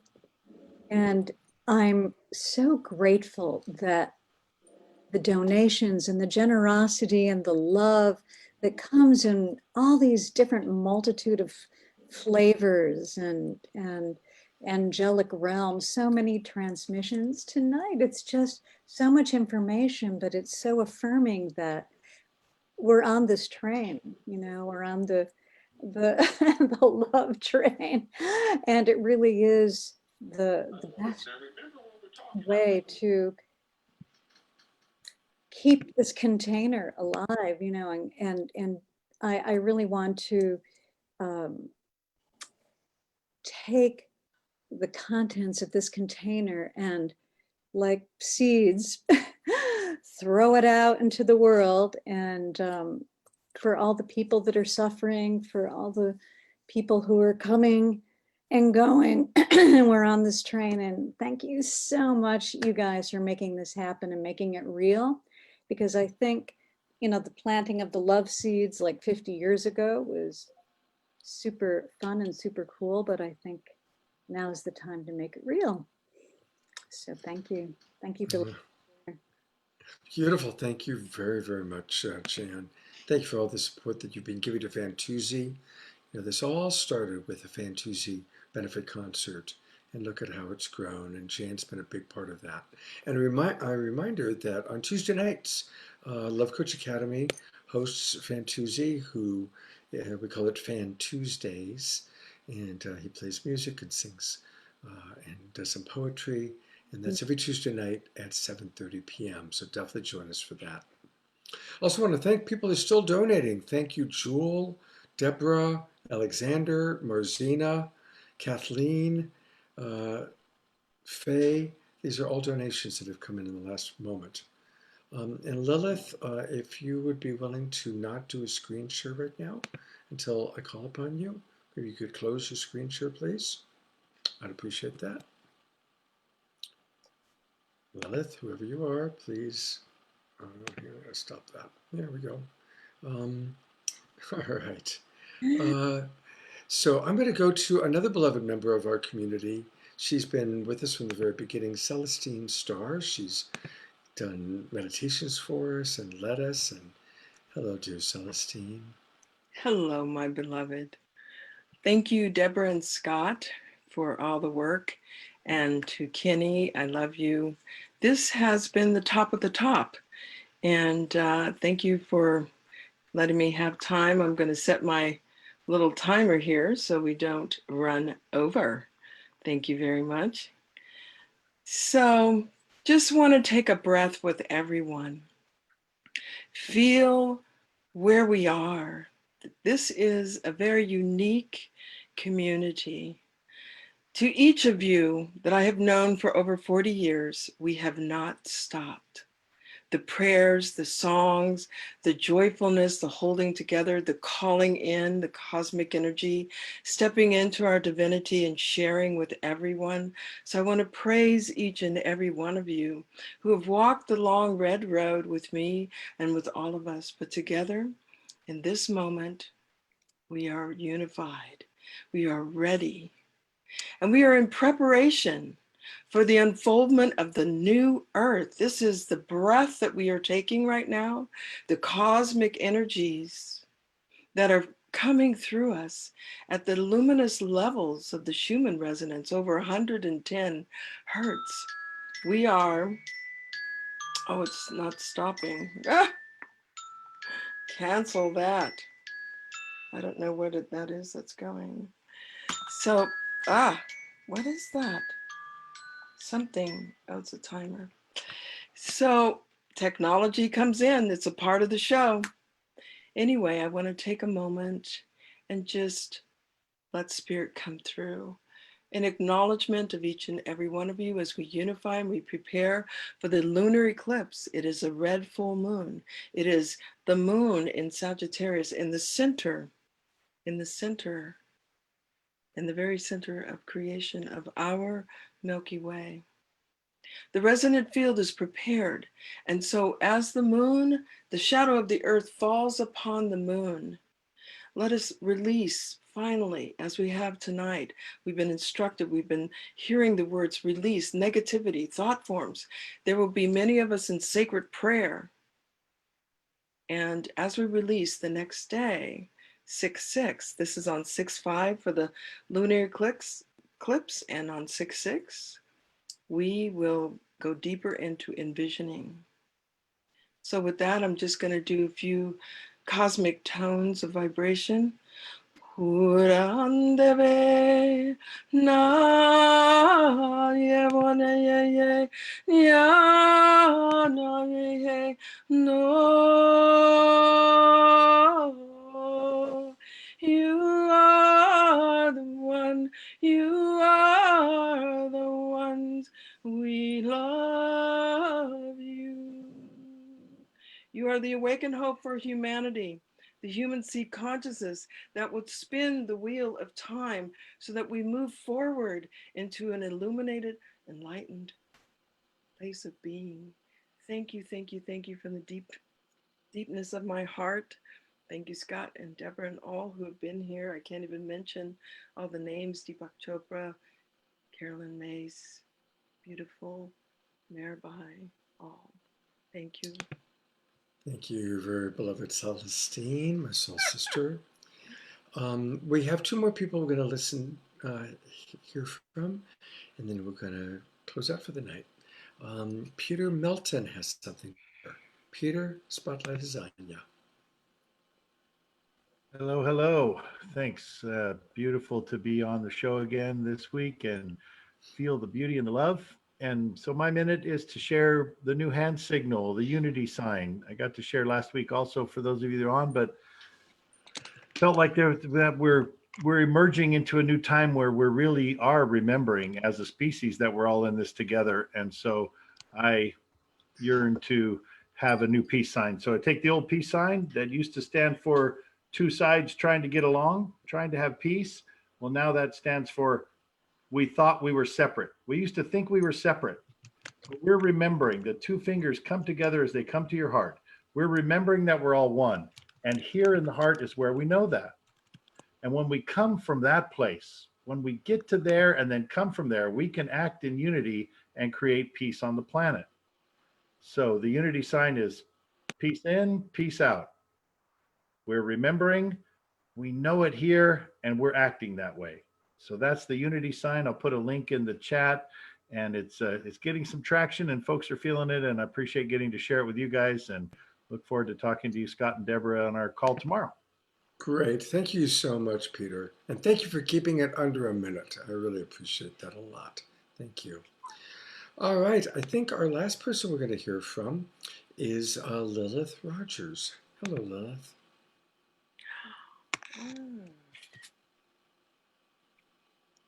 You're on. Okay, got it. So this thing is in the middle of, okay, what I wanted to share is my Earth Pledge, which is an alternative to the Pledge of Allegiance. I pledge allegiance to the earth on which I live, and to all her creatures, large and small, and to her water, air, and soil, one world, one people, united, with food, shelter, health, love, peace, and freedom for all. Seems like a good ending to this wonderful program. Thank you so much. Absolutely. Thank you very much, Lilith. That is a beautiful, beautiful way to end. And so I'm going to turn over to Deborah for a moment, and then I'll make a couple of last announcements. Deborah? Yeah, everyone is so beautiful, and it's so wonderful to come together and share our love and share our gifts. So, and thank you all of you who donated. It really helps put some energy in our system to continue to move forward and donate to all these incredible organizations, which we've given $2,000 each week to 2 different organizations. So really appreciate that. And stay around for next week because Scott's putting together an amazing show. And we're going to have Tina Malia come back, and which is going to be really great. So, and we have a lot of ideas. So thank you for the love. Thank you for the support and all your ideas, and just good night. Thank you, Deborah. And thank you again for all that you do to make this happen. Deborah works Thank you. hours and hours every day to make this happen. Yeah. Thank you. So, all right, just a last reminder that we're going to have Jay Mayer on this Monday night at 7 o'clock. Love Coach Academy is going to be interviewing him. You can learn all about some of his visions, including a whole new way for us to imagine politics and political leaders. So we're going to learn about that and learn more about Light Touch. We'll also, again, remember to tune in and meet Mark Sims, who's getting further and further into the darkness there, but his bright light and bright smile lights up that darkness. And we'll look forward to getting to know you a week from Tuesday. Again, Love Coach Academy every day, 9 o'clock in the morning, 6 o'clock in the evening. We're doing something quite special and quite wonderful. So this is it. I saw somebody from Australia asked what time it is. It is 10:57 p.m. Yep, we went to almost 11 o'clock tonight. So a 3.5-hour show. And you know what's amazing? We still have 260 people in the webinar room and about 100 people watching on Facebook. So that's pretty amazing. Thank you, everybody.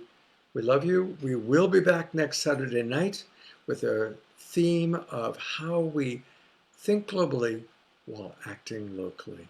Thank you, everybody. Have a beautiful week and good night. Night, everybody. Good night.